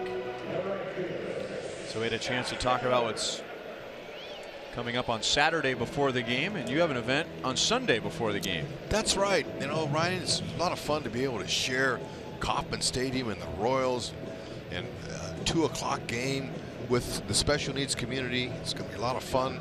Jennifer is going to be, my wife is going to be on with Joel and Monty tomorrow on the pregame show to explain a little bit more about the details.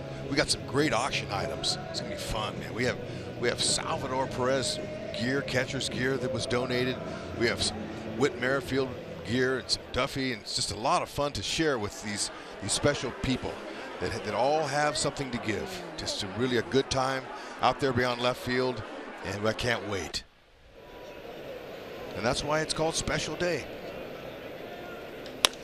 Schebler, who's in a deep slump, lines it to center field, and Merrifield runs it down. And that really stings when a hitter is slumping. He hits it on the nose, but out. And the Reds strand 2 against Phil Meyer in the 5th.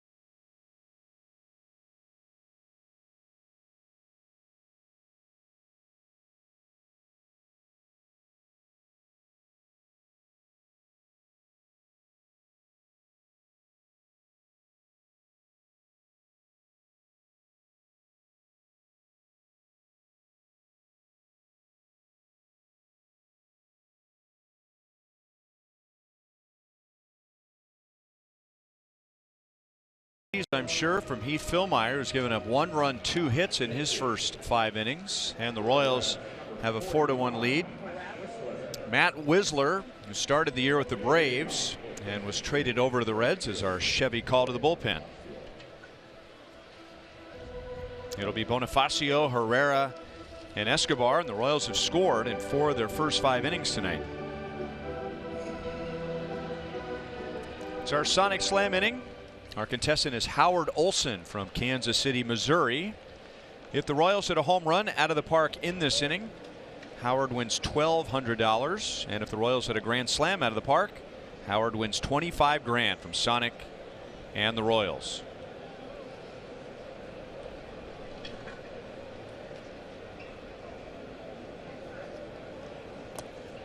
Bonifacio did not swing. Jorge has grounded out, and he has a fan interference double. Just missed a home run into the left field corner in the 4th inning. Whistler's got a heavy sinker. You're going to try to get him to hit the ball down. That's his breaking ball. It's a 4-pitch guy. Sinker, slider, curve, change.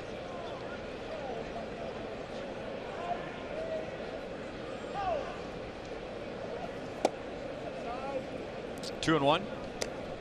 The Reds got him from the Braves in the deal that sent Adam Duvall to Atlanta. Duvall hit a grand slam against the Royals at Kauffman Stadium back in June.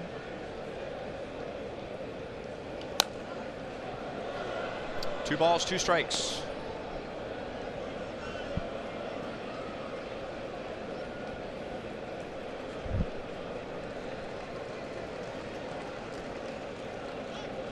Been traded for some pretty good players in his career. Before that trade, he went from the Padres to the Braves for Craig Kimbrell.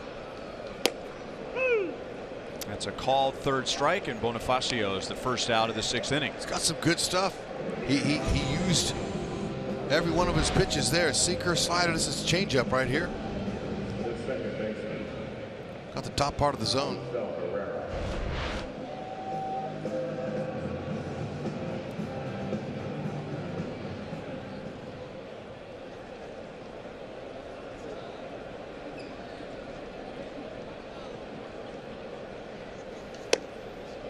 Outside to Rosel Herrera. He is grounded out twice tonight.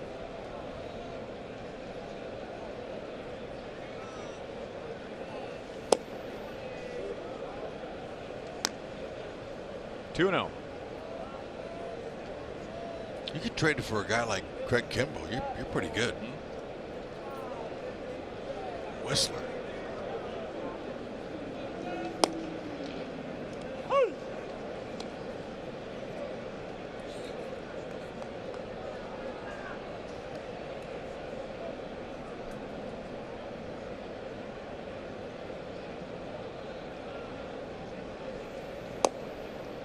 Two and two.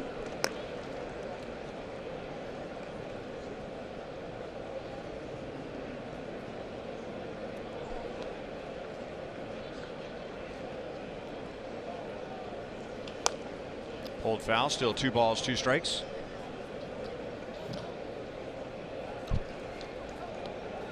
The trade brings Whistler back to Ohio, and he was going to Ohio State when the Padres drafted him back in 2011. Deep short. Peraza throws out Herrera, 2 down. Some nice hands right there by Peraza. MLB At Bat is your #1 Royals app. Customize your experience to catch every moment this season.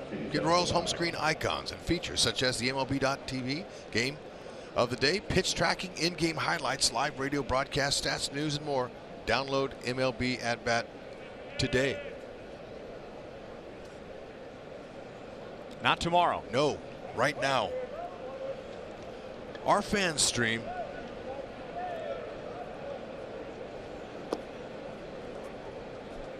Alcides Escobar has a walk, an infield single, and an RBI, and he has hit in 6 straight. building on what has been a much better second half for him. That ball came up on Peraza and safe at first base. And Peraza is hit with an error.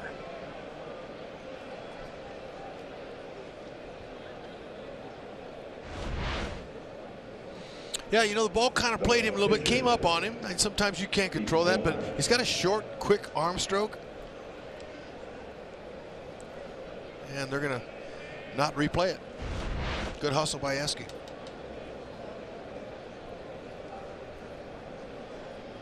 So that gives Philmeyer another plate appearance. He struck out looking in the second inning and then put down a sac bunt with 2 strikes in the 4th.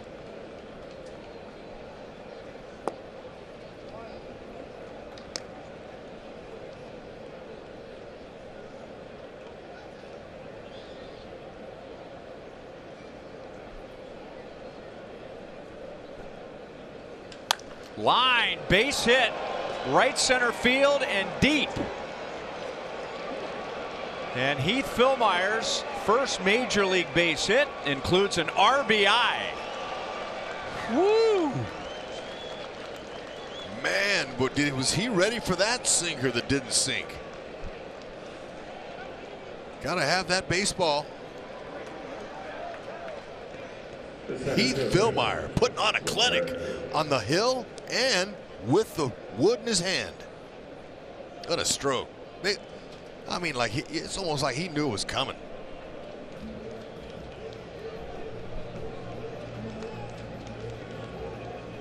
Now pitching coach Danny Darwin's going to come out and they're going to talk about what they want to do here with Merrifield coming up. So got a couple of first big league hits on this road trip. Brad Keller and now Heath Philmeyer. Look at how he attacked. Man, I thought that was Whit Merrifield for a second. I was looking down my scorecard and I heard that sound and I looked up and I'm thinking, wow, that's an opposite field stroke. That was a beauty. Congratulations. Man.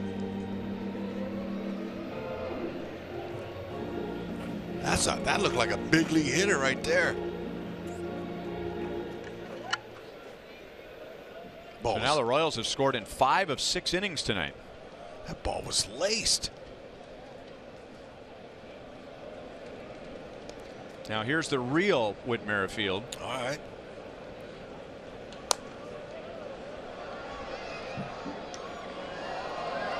And Whit singled in the 3rd inning, extending his hitting streak to 16 games. His career high is 19. And then he stole 2 bases and came around to score in that 3rd inning on Alex Gordon's RBI. 0-2. And with those stolen bases, that gave Whit a 40 double, 40 stolen base season. And he's just the 5th major leaguer since 2000 to achieve that. 2nd Royal. Johnny Damon did it back in 2000.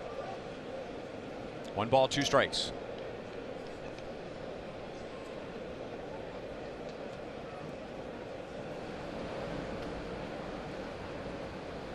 Wandy Peralta, a left-hander, is deep in prayer after watching the Royals score 5 runs in their first 6 at-bats. You better believe it.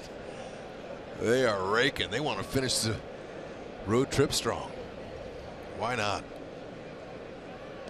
And this will be an unearned run. It began with a 2-out error on a ground ball from Escobar to the shortstop Peraza, which would have been the 3rd out of the inning.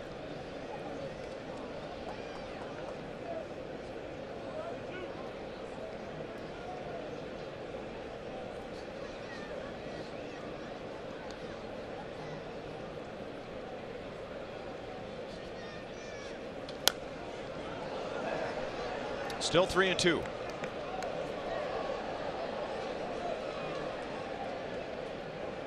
When Whit stole 3rd base, that was his 15th steal of 3rd, adding to his Royals record by 3. Lorenzo Cain had it. He had 12 back in 15, and now Witt has 15 this year. Another foul ball.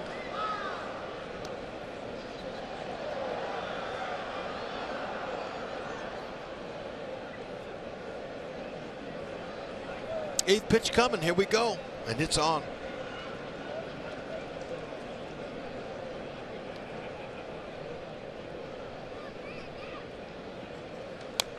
And now pitch 9 is coming up. That's Witt's pitch right there. He's wondering how he missed that. He's going, man, that's the one I love. Whistler, you know, you're better off just trying to throw that sinker down over the middle of the plate, especially this situation.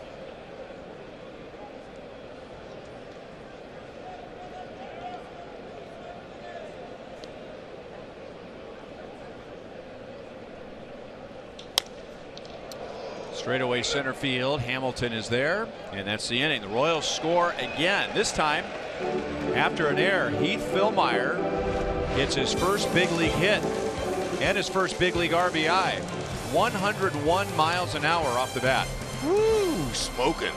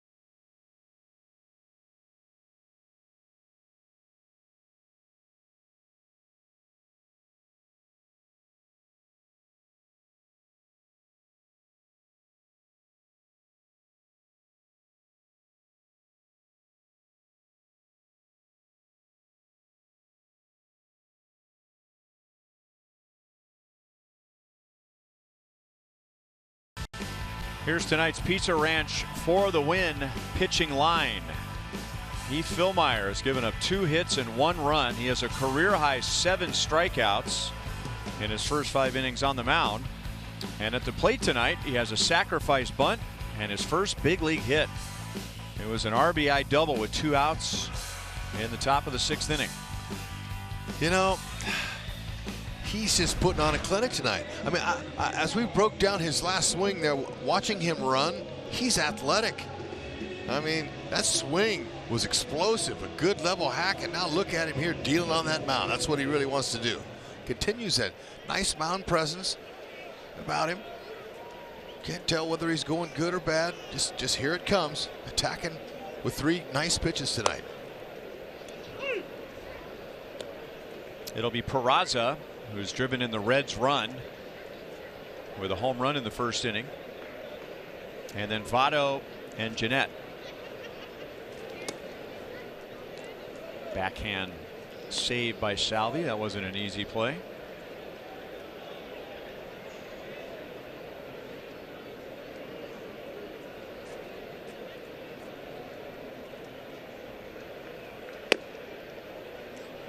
One and 2. Fillmyer, after Peraza hit the home run, went on to set down 13 of 14 Reds, and then he got around an infield single and a walk in the 5th inning. Grounded foul. Still 1 ball, 2 strikes.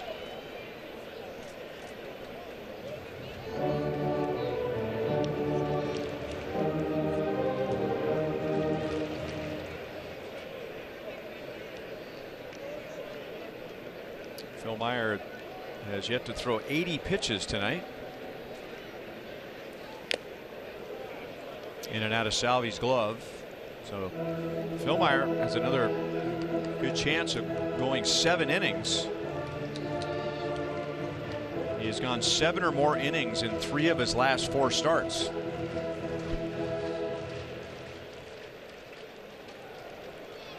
Which is rare for anybody these days. I don't believe it. Well, just the difference in the velocity of his fastball and that curveball at 77, his changeup at 79, 81. You know, he's got a perfect mix of off speed in between his pitches to throw the timing off. That's what it's all about.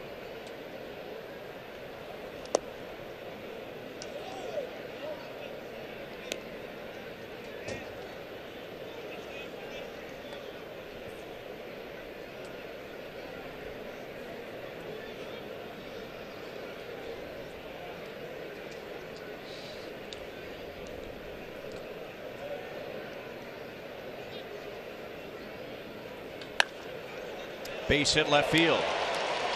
So the Reds have 3 hits. Peraza has 2 of the 3.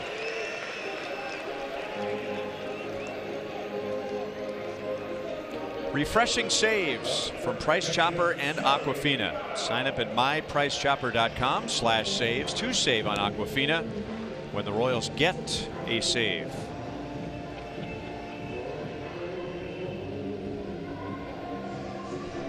Joey Votto is line to right and line to left.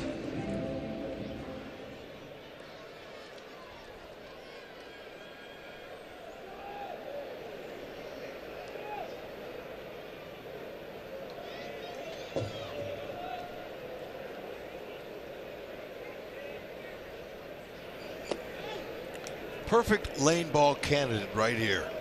15 ground ball double plays Votto's hit into.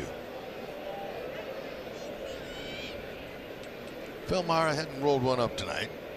He's very capable.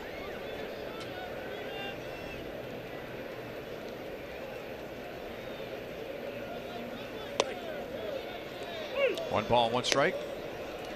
There's Monty. Monty's the subject of our sprint trivia question again tonight. Monty is the Royals' all-time saves leader. We know that. Who is the Reds' all-time saves leader? Monty, do you know that answer? Okay. Monty knows everything. I know he does. I was just throwing that out there. Monty, by the way, when he hit 300 saves with the Royals in 1999, he became the first closer in Major League history to get all 300 with one team. Ooh. Good call, Monty. Way to go, bud. Look at Goldie in the picture. You mind letting Goldie in on the shot there? No, come on, Joe.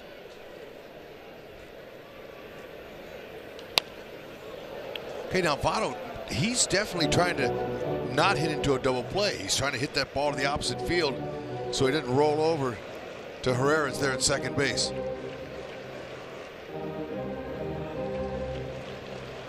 There's Kevin McCarthy warming up as Phil Meyer's only given up a hit. But it's taken a lot of pitches to get through the first 2 hitters of this inning.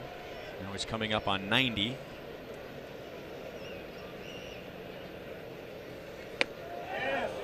That is a swing, and probably about the worst swing you're ever going to see from Joey Votto. Wow. That's called tying him up. He tricked him. That won't be on Votto's highlight tape. Row, row, row your boat. Yeah, sorry. Don't mean to laugh. I've had a lot worse.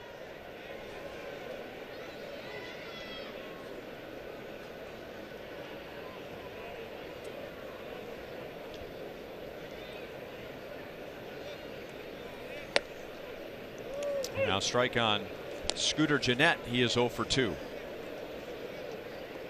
All-time saves leader for the Reds. I mean, Randy Myers around that long?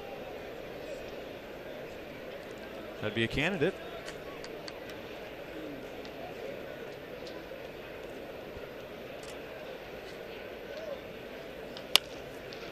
Backhanded by Dozier. Out at second. Dozier covering. Double play. 3-6-3. And Philmeyer faces only 3 in the 6th inning. Roll him up. There you go. It wasn't Votto. It'll work. Save the pitch count.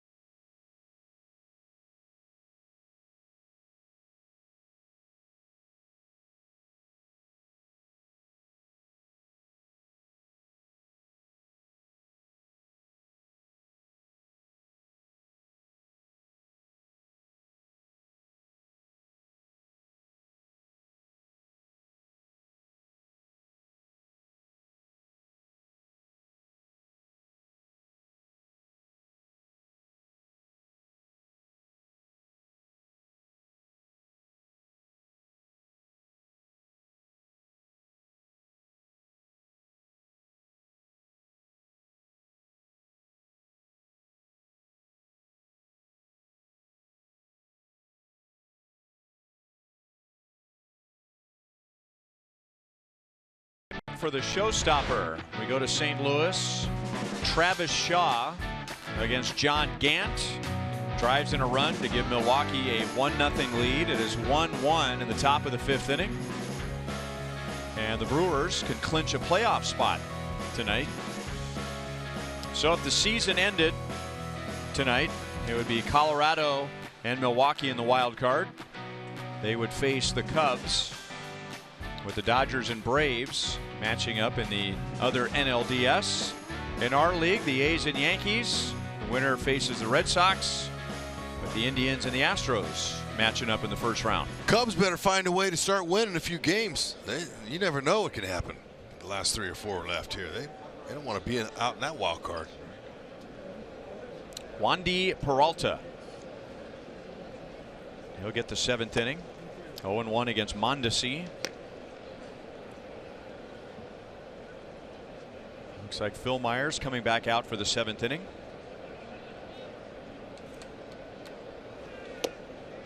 .96.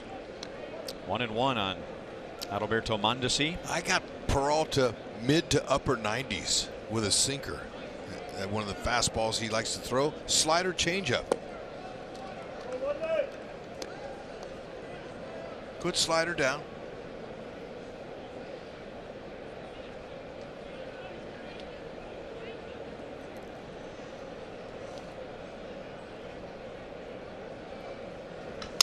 Broken bat and foul off the side wall.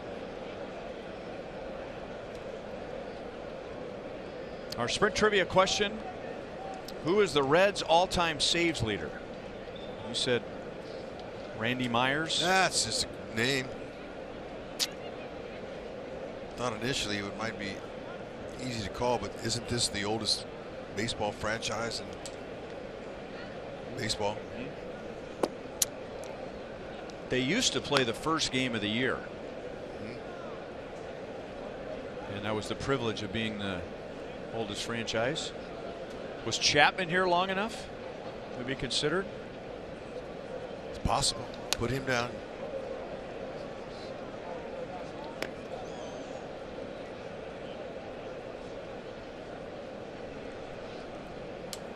How long has saves been a statistic? Since 1869. No, actually 100 years after that. That's right. 1969. Was it Jerome Holtzman who came up with the concept of a save? Hall of Fame writer From Chicago? I believe so.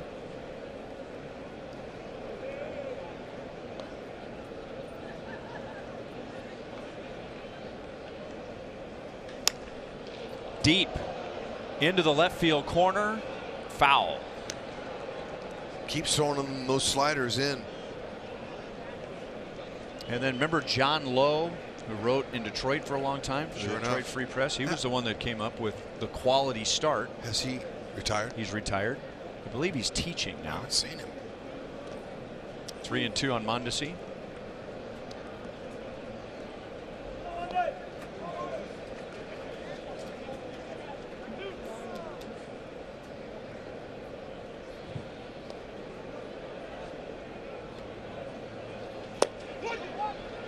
And Peralta pretty fired up that he struck out Mondesi, one away in the 7th inning.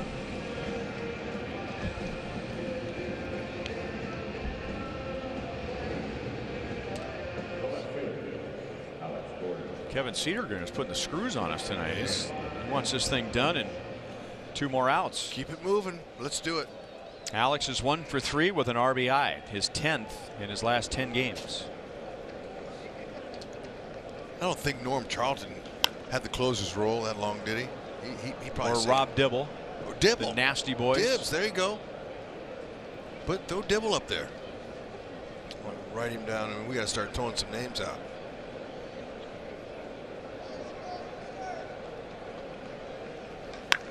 That is deep to left field. Herrera turns, and it's in the crowd for a home run. And now the Royals have scored in 6 of 7 innings.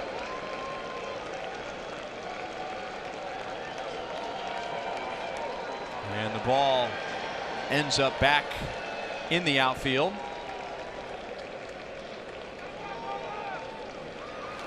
So Alex Gordon gives the Royals a 6-1 lead with our Ram drive of the game. Man, look at him going with it. He picked up an RBI earlier in the game, just trying to get the ball in there, doinked it in there. Now this one here was hit with authority. Alex Gordon getting his first home run this year off a left-handed pitcher. Beautifully done.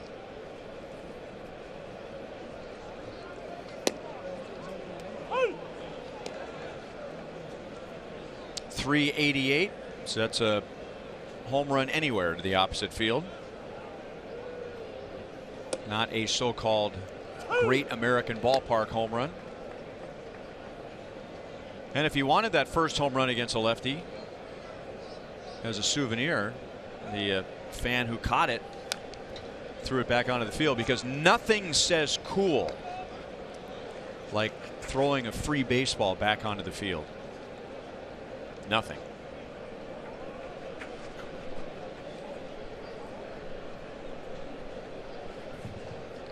Salvi all right?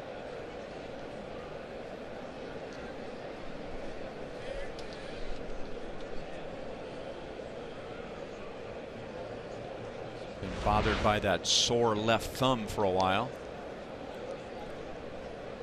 Yep. I think when he lets go of the bat, and it's still bothering him, he is down on strikes.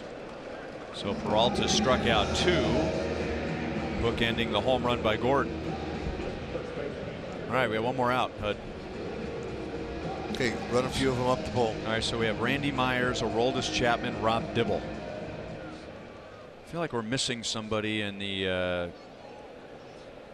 90s, late 90s.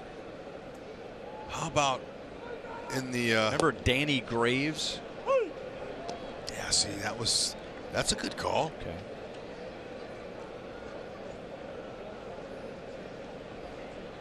Well, 2 outs. Go ahead. Randy Myers. Strike 1. Aroldis Chapman. Strike 2.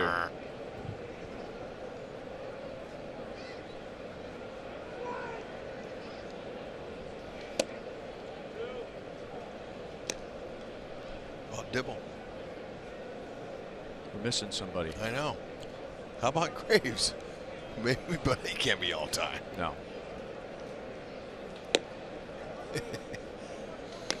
They want to skunk us before we get home.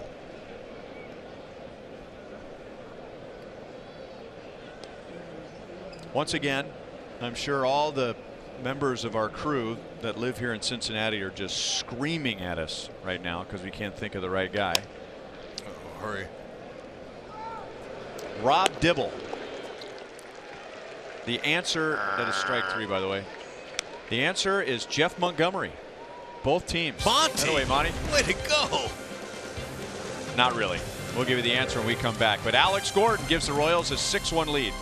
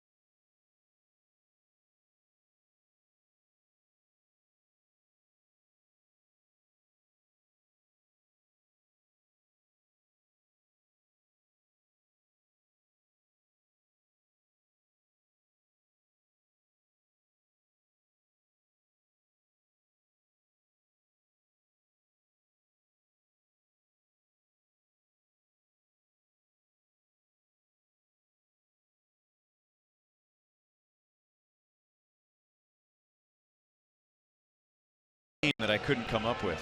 Jonathan Broxton, who How played about for that? the Royals.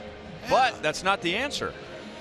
No, you mentioned I had it. You had it. Oh my gosh. Yeah, and you said there was that one guy, and then you threw his name out there, and you weren't convicted. No. Shame on you. Haven't yelled And at you all year. you even said, Do how it. about Danny Graves? And I went, Danny Graves. First time I yelled at you all year. Sorry. Darn it. Yeah. Good question, guys.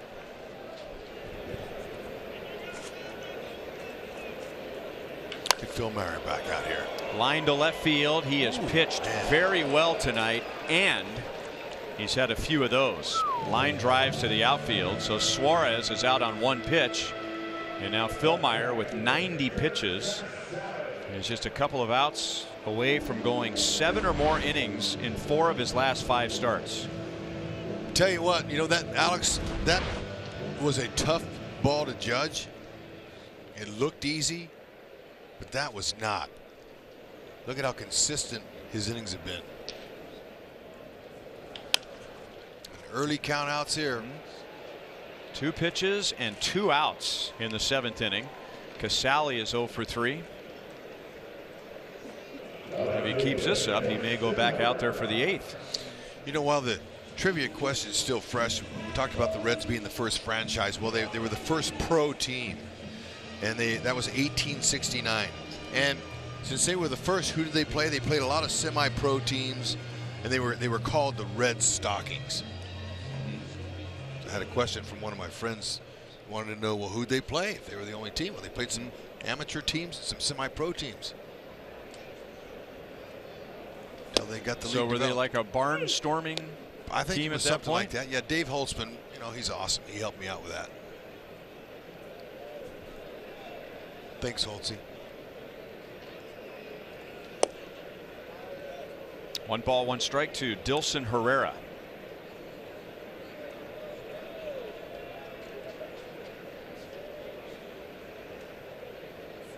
Mason Williams, who came on as a pinch hitter last night and was intentionally walked, is on deck with the pitcher spot coming up.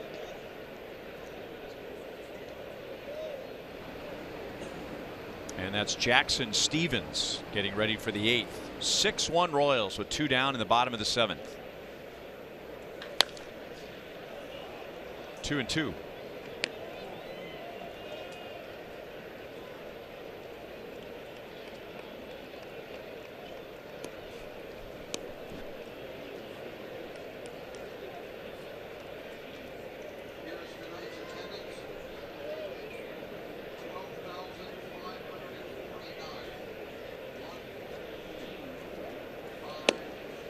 Strike 3 over the outside edge, and Heath Fillmyer goes 7 innings again for the 4th time in his last 5 starts. And tonight he has given up just 1 run on 3 hits. Fillmyer, he's filthy.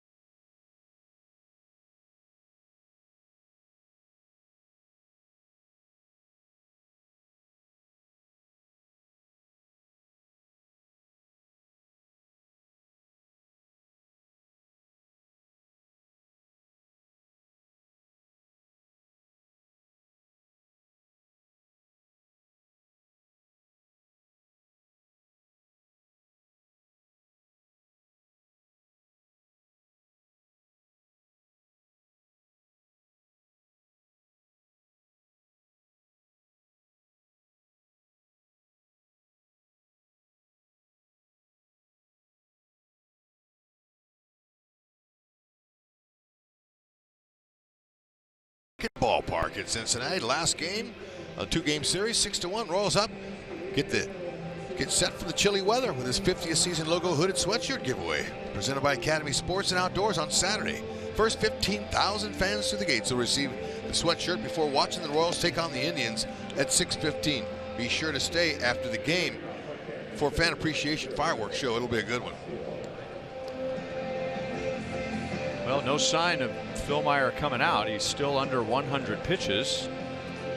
So he and Cal Eldred are going over the Reds coming up in the bottom of the 8th. Meanwhile, we have 4 more games left, all at home against the Indians. It'll be Sparkman, Kennedy, Junis, and Skoglund. All games on Fox Sports Kansas City. Nice. Can't wait to get home. Oh. And Bonifacio takes way inside on the first pitch from Jackson Stevens. I thought it got him. Sounded like it. Stevens 91-97 with his fastball. He's got a decent slider and curve and change.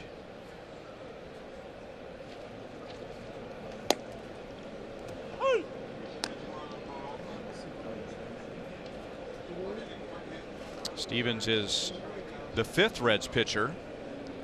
Starter Cody Reed winches 3 2/3.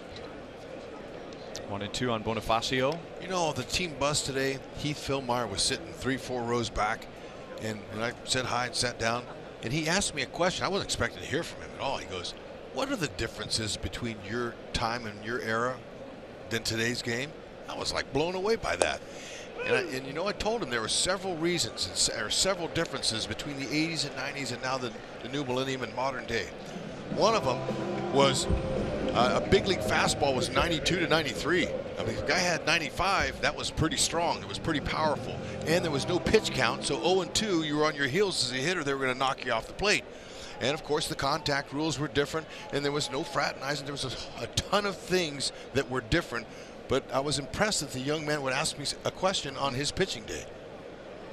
But one of them, I mean, and now it's rare to see a guy that throws 88 to 92. Now you think there's something wrong with him. Right. They're like, you know, I mean, like, how do you get along with that? How do you get by with that? Well, you're good. You're a pitcher, a thrower. It's just amazing how time changes. Guys get stronger and faster. You also couldn't check to see how your stocks were doing on your telephone back when you were playing. No, that's right. They didn't have telephones then. Cell phones.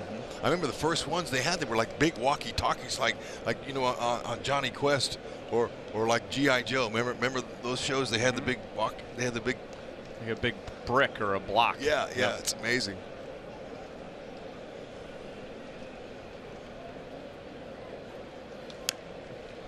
One and two on Herrera. The Royals, with 6 runs, have not scored more than 1 run in any inning. What they've done is score 1 run in 6 of 7 innings tonight. The exception was the second. Breaking balls outside. 2 and 2 on Rosell Herrera.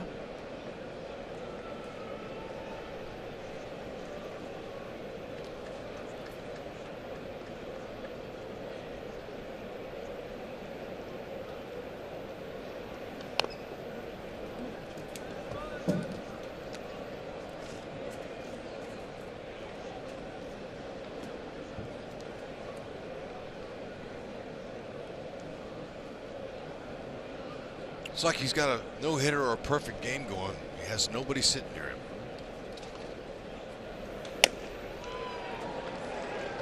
Stevens has struck out 2.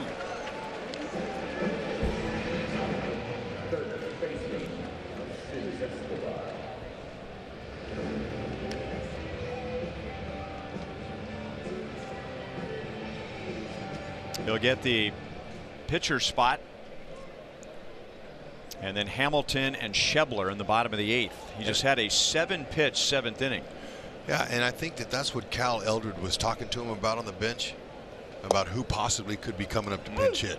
He was going over a couple of names, so he'll be prepared.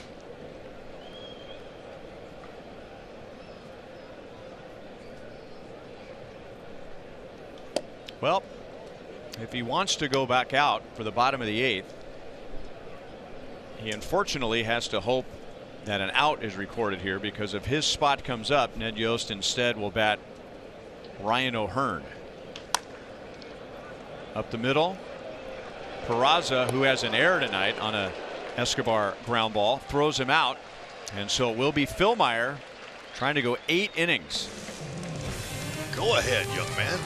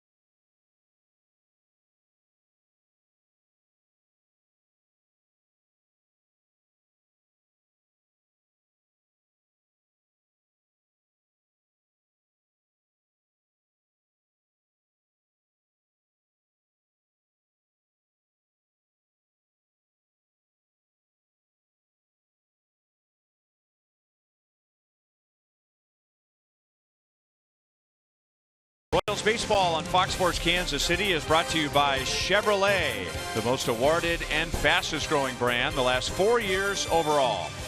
Find yours at your Kansas City area Chevy dealers. Heath Philmeyer's career high is 7 1/3 innings. That was 2 starts ago against Minnesota. He has gone 7 innings tonight, trying to go 7 innings for the 4th time in his last 5 starts. His stuff has been amazing. Outstanding. Way to finish strong, young Heath Philmeyer.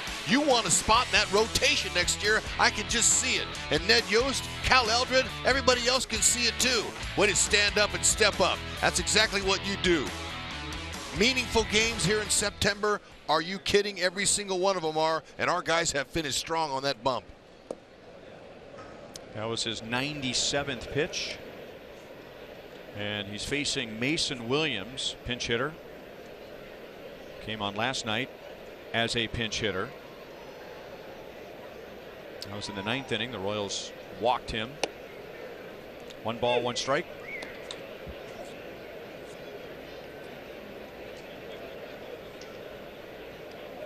His season high for pitches is 105. 2-1.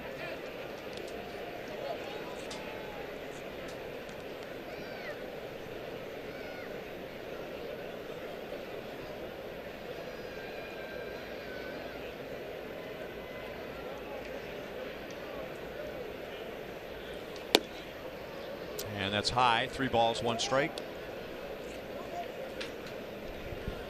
He has not had a 20 pitch inning.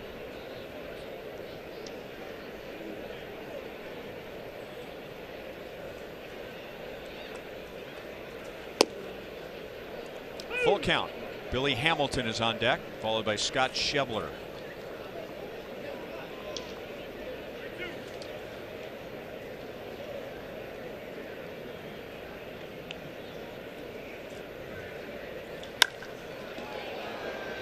Into left center field. Merrifield glides over from center. And now Philmeyer has tied his career high with 7 1/3 innings.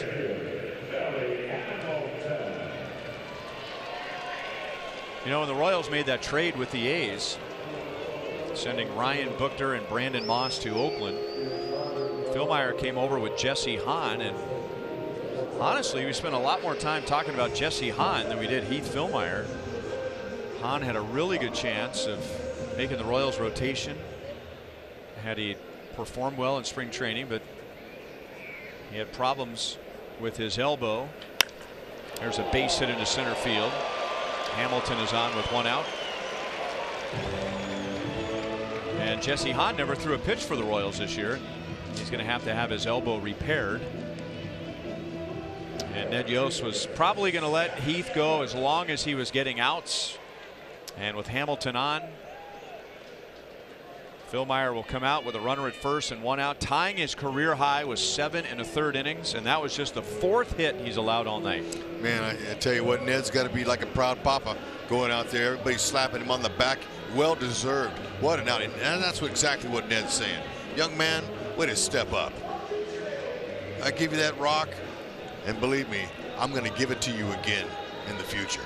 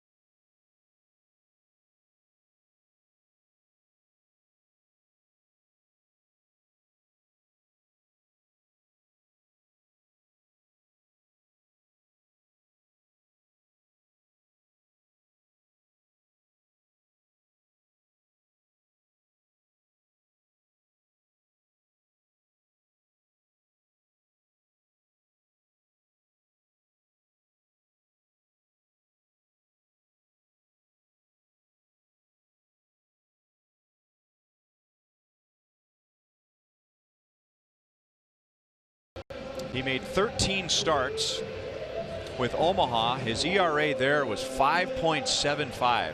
So when he was called up, it's not like he was banging on the door, but he was impressive in his 17 games and 13 starts with the Royals. And he and Brad Keller will have a lot to talk about, finishing up a successful rookie season and finishing strong. Without a doubt. I mean, that is as strong as you can finish, and making a nice push for the decisions that will be made positively for these young men in the offseason.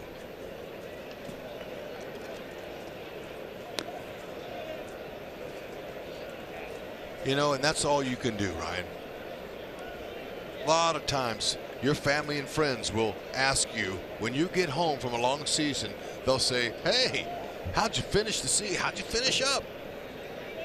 Nothing better than to smile and say, strong. Feel good about the next 6 months of training in the off time. That's what you want to feel, and they deserved it. Check it out. Strikeouts, plenty of them. He had good stuff. He had a nice downward slider that broke about 2 feet. His changeup was good as advertised. We talked about that coming in. That was his key.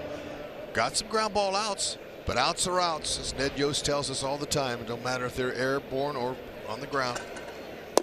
So 13 starts in AAA, 5.75 ERA, 13 starts in the big leagues, and a 4.26 ERA. With a few relief appearances mixed in there. Some guys do that. Some guys, most guys, I should say, when they get to the big leagues, it's a shock for them and it takes them a while to perform at the big league level. And then some guys, like Phil Meyer, whose big league career is just getting started, but they get to the big leagues and they were better than they were in the minor leagues. Yeah. Salvador Perez is one of those guys. Yeah. And lots of times you see that happen up here.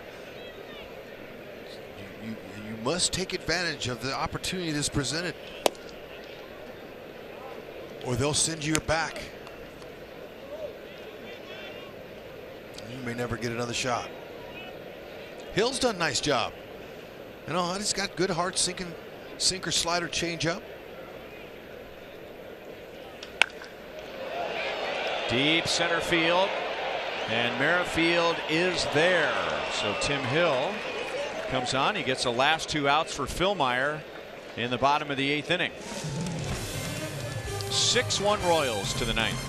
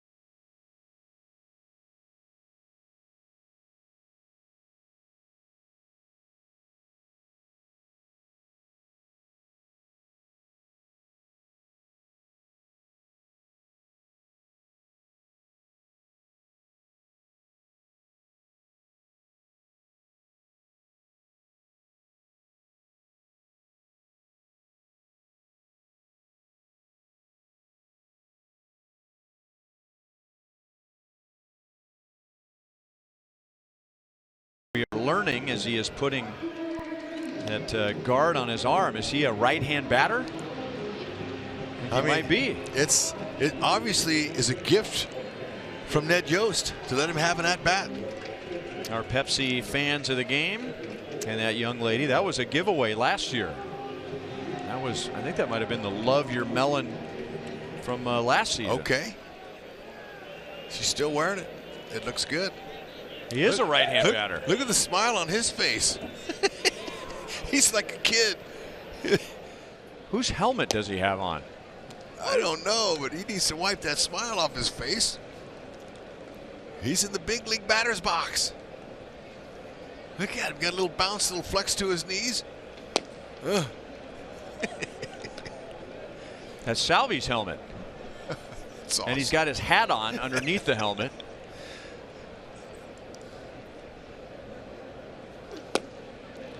Well, he's got a big league at bat. He didn't hurt himself. Yeah. Meantime, his teammates loving it. That's worth it. That is totally worth it. Look at Ned. He doesn't know the routine at all. I mean, what do you do with your helmet and your bat? I have a slight headache from O'Hearn laughing. says, "Give me my elbow guard back." That's funny. And my gloves. That is so really. He borrowed everything. Salvi's helmet, somebody's bat, O'Hearn's elbow guard, and O'Hearn's batting gloves. Proving once again, you can't beat fun at the old ballpark. No, absolutely not. And I've never seen a big league player with a big smile on his face like that after he struck out on 3 pitches. Yeah. Oh, that was funny. Jared Hughes is pitching for the Reds. That's back to the middle. Jeanette goes down to a knee, throws out Witt, who is 1 for 5. Kidding aside, I remember in the early years of interleague play when the American League pitchers were hitting for the first time since high school. It helped them because it reminded them of how hard it is to hit a baseball. Exactly. You know, you had all those American League pitchers who never hit, and all they would think about is the other hitter's strength. And at about that time is when home runs really spiked. So who knows? Tim Hill goes to the mound now in the bottom of the 9th inning as Mondesi's out, and he has a little better appreciation of how hard it is to hit that little white ball. You got that right.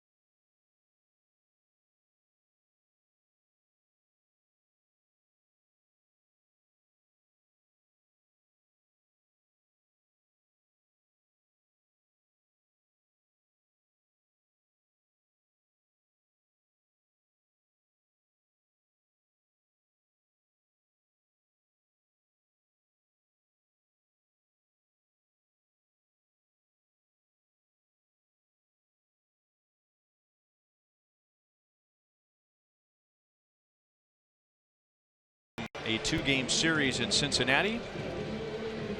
Coming up after the game on Boulevard Royals Live, talk about Heath Fillmyer and his strong finish both tonight and over his last 5 starts, going 7 or more innings in 4 of his last 5. And Witt and Mondi were running wild again tonight. They both stole 2 bases and scored runs. Merrifield 1, Mondesi 2. And the Royals scored in 6 of the first 7 innings tonight.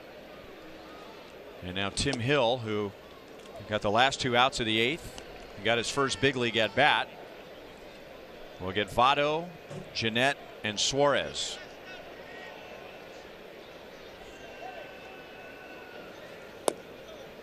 Two 2-0 on Votto. We had 2 very good swings when he lined to right in the first and lined to left in the 4th, and then had a terrible swing when he struck out in the 6th. 2-1. Well, you know, that's a tough at bat here because Votto's seeing a guy probably for the first time, Hill, and it appears he has a riser when he throws from that angle down there. It's not easy. Pass Escobar. Alex is right on it. So Votto is on with a leadoff single. It's time to celebrate you at the K.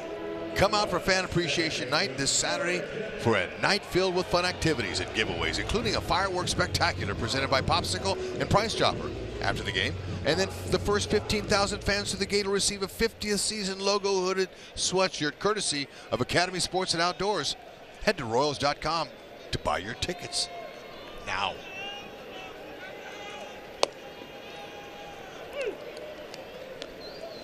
Scooter Jeanette takes a strike. He is 0 for 3, including grounding into a double play that ended the 6th inning.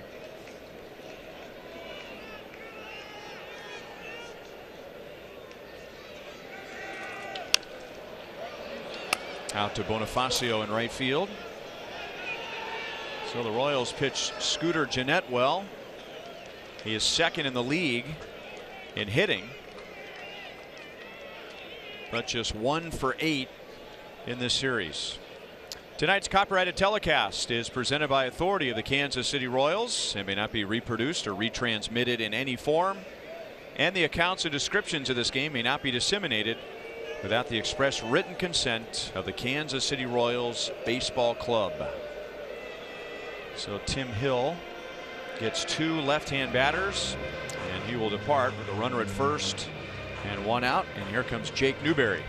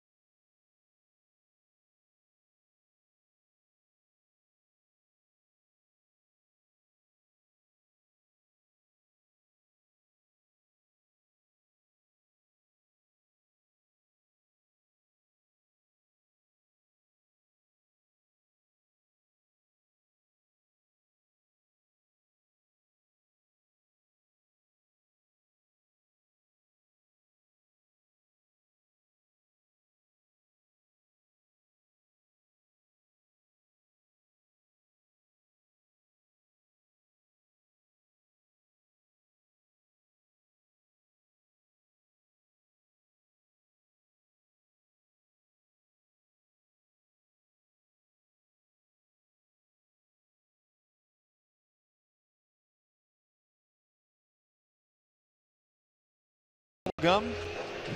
And we'll watch Jake Newberry try and get the last 2 outs.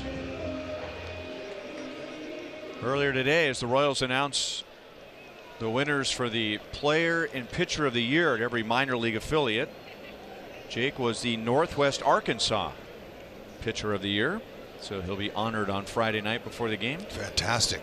You know what? He's done a great job with his opportunity. He's impressed. Right there, slider. His fastball's got a little bit of action to it. Some nice, maybe sinking, and a good changeup. 3-pitch mix. Then he throws strikes. Comes right at hitters. And one of the reasons is his delivery is very simple. He's able to repeat it. And that's how a young pitcher has success up here, is repeating that delivery and throwing strikes.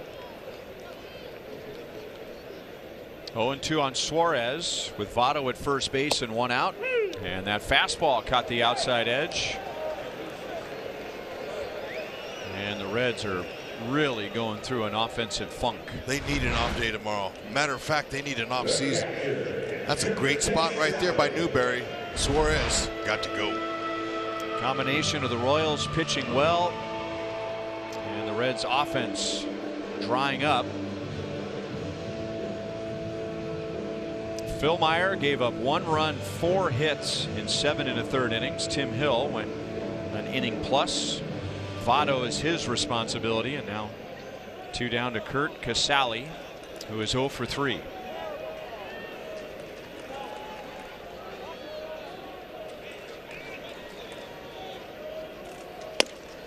Can't really sum up an offense with one guy, but Suarez is one of their best hitters, and he took a wild whiff at a Newberry slider and then took a called 3rd strike on a well-located fastball and just walked away. Yeah. Like, well, that's just the way it's going right now. I didn't know if you noticed Scooter Gennett when he popped up to right field. He took his bat, he slammed it down, and he slammed it again and broke it and fired it in the dugout on the way to first base. You can just see it all over. And that's okay. I don't think Ned will be leaving any kind of a card, sympathy card. Or a bouquet of flowers. No, no. 1-2 on Casale.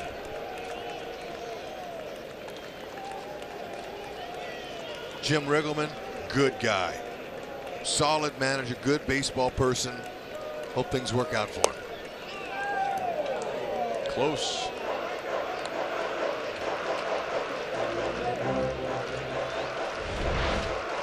I don't know where this was. That sure looked good.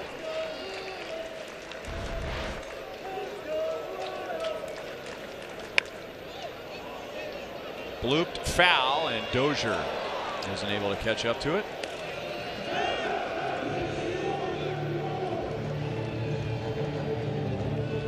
So the Royals are wrapping up their last road game of the year, and a win would give them 3 straight road victories, tying a season high.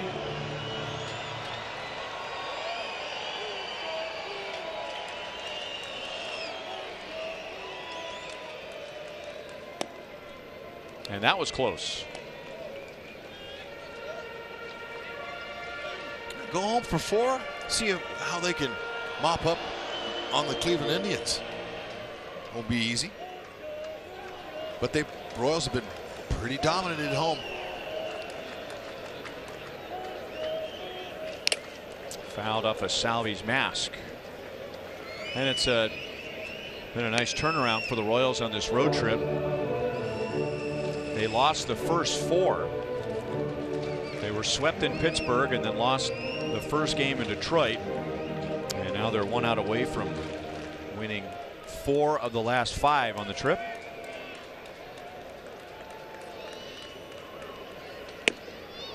And a walk. There were some close pitches in that matchup with Casale. And now 2 on with 2 out.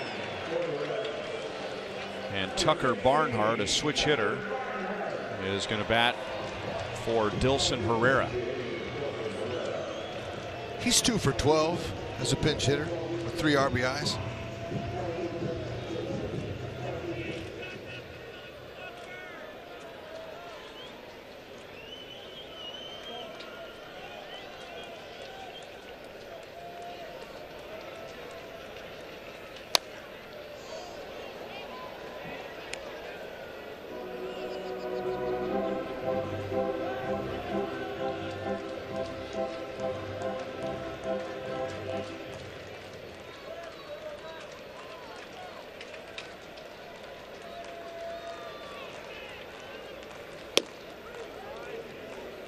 One ball, 1 strike.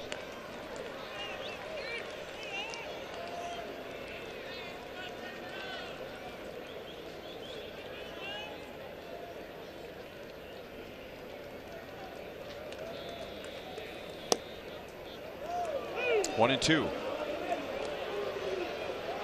So down to their last strike again.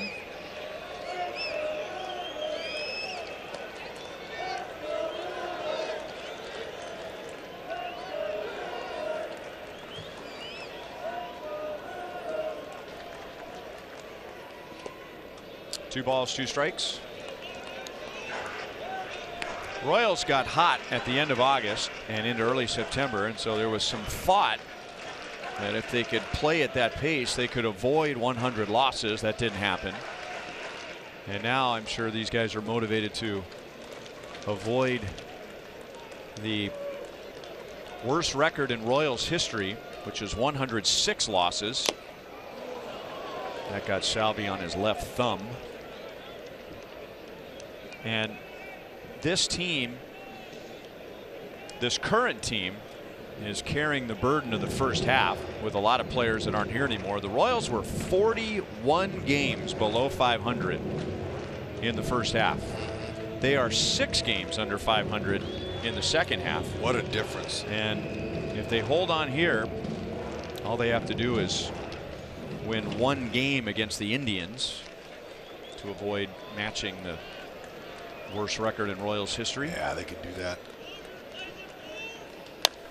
And believe me, if the word gets out down there about that, there's a lot of pride in that.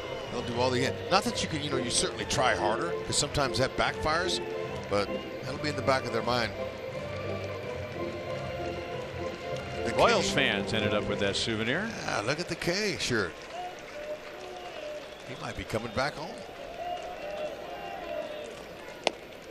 3 balls, 2 strikes. Newberry wants to get in there, man. Just challenge him.